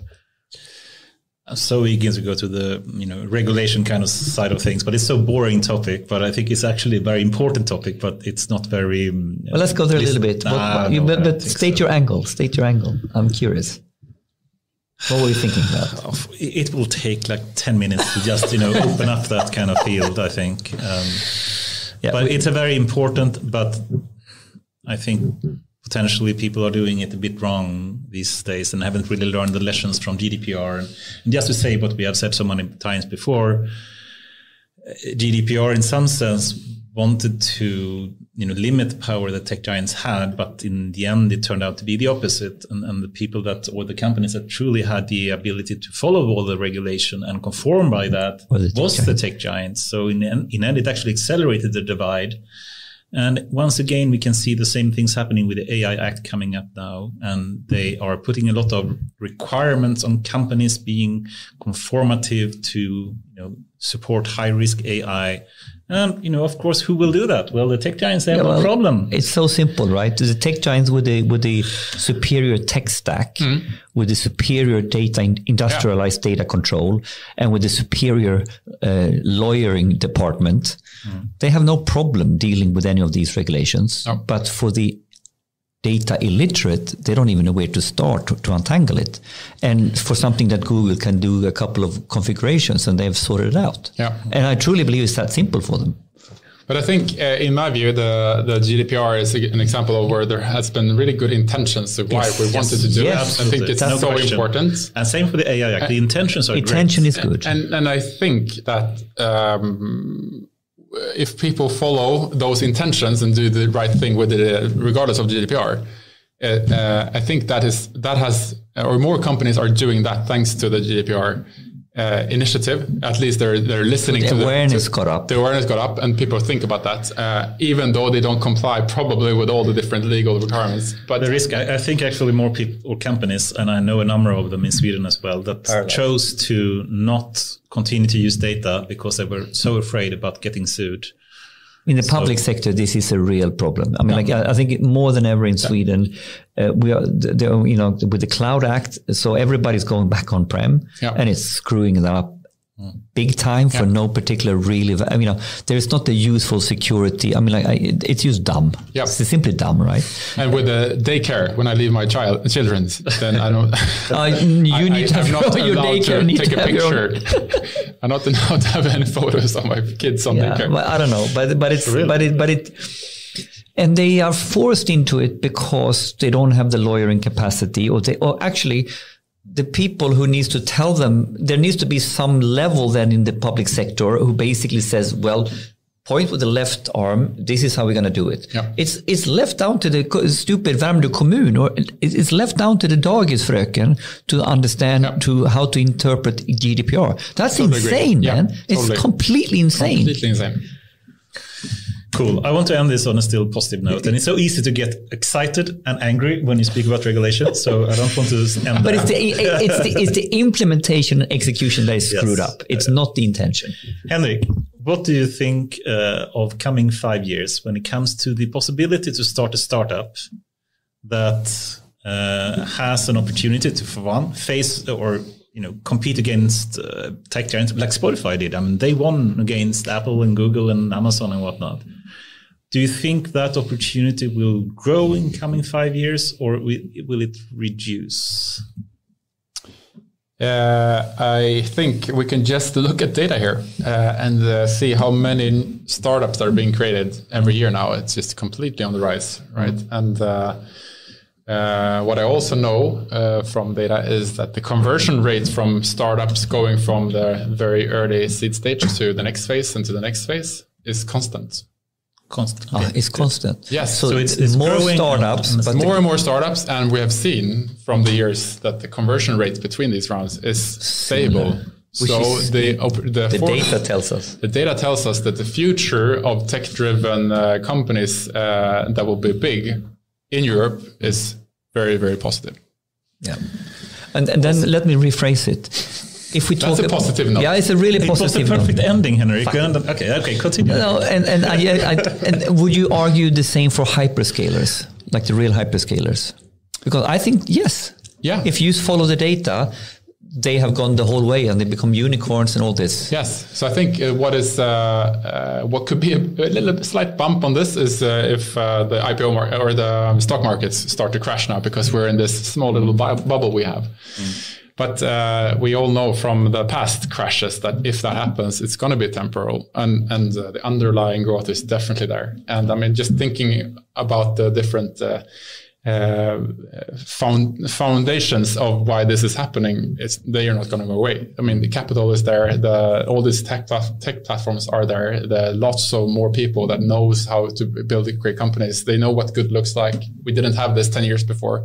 Now we have it. And we've seen this trajectory in Silicon Valley before. So I mean, the future looks good for startups. So all indicators are looking positive. We can see the number of startups is growing. We have the financing opportunities being improved with Henrik and that type of companies. And there is no reason not to take the opportunity, right? If you have an idea, just go for it. But it's never been faster to build a global company than now. But what you did now is maybe the ending T-shirt. The world looks good when I look at the data. And it's never been faster to grow or build a growing company. Data, this is T-shirts. Data tells me time to grow. Awesome. Where can I buy this? We're starting here. Nice. Henrik, what's happening next in your life? In private life, in personal life? I understand you will spend a lot of time with ArK Capital, I guess, but what's coming up in coming months? Well, that's ArK. Yes. Right now, my life is ArK. Yes. and football training. But maybe. I've never actually had so much fun in my life as now. But it's ArK, and then it's a bit of soccer coaching. Soccer coaching, yes. You asked before about my hobbies, and I think after time spent on my baby ArK, it's the rest of my life goes to my family. Having 3 kids and a dog. It's a lot of fun too. Yeah. So it's 2 startups, one at home and one. 2 startups. I love it. I love a lot of uncertainties. I was going to ask, if they can have some kind of analytics on the family side of it. Yeah, let's not go there. We go there after beer and ask him, what data points do you have at home? What indicators? What indicators? Henrik, who would you recommend to have on this podcast? Anyone that you would love to hear us being? I was actually thinking about that, and I was thinking, what about yourselves? Oh, ooh. That was, yeah. How do you mean? You have pretty interesting backgrounds and thoughts, given all these interviews and also your daytime works as well. That would be interesting.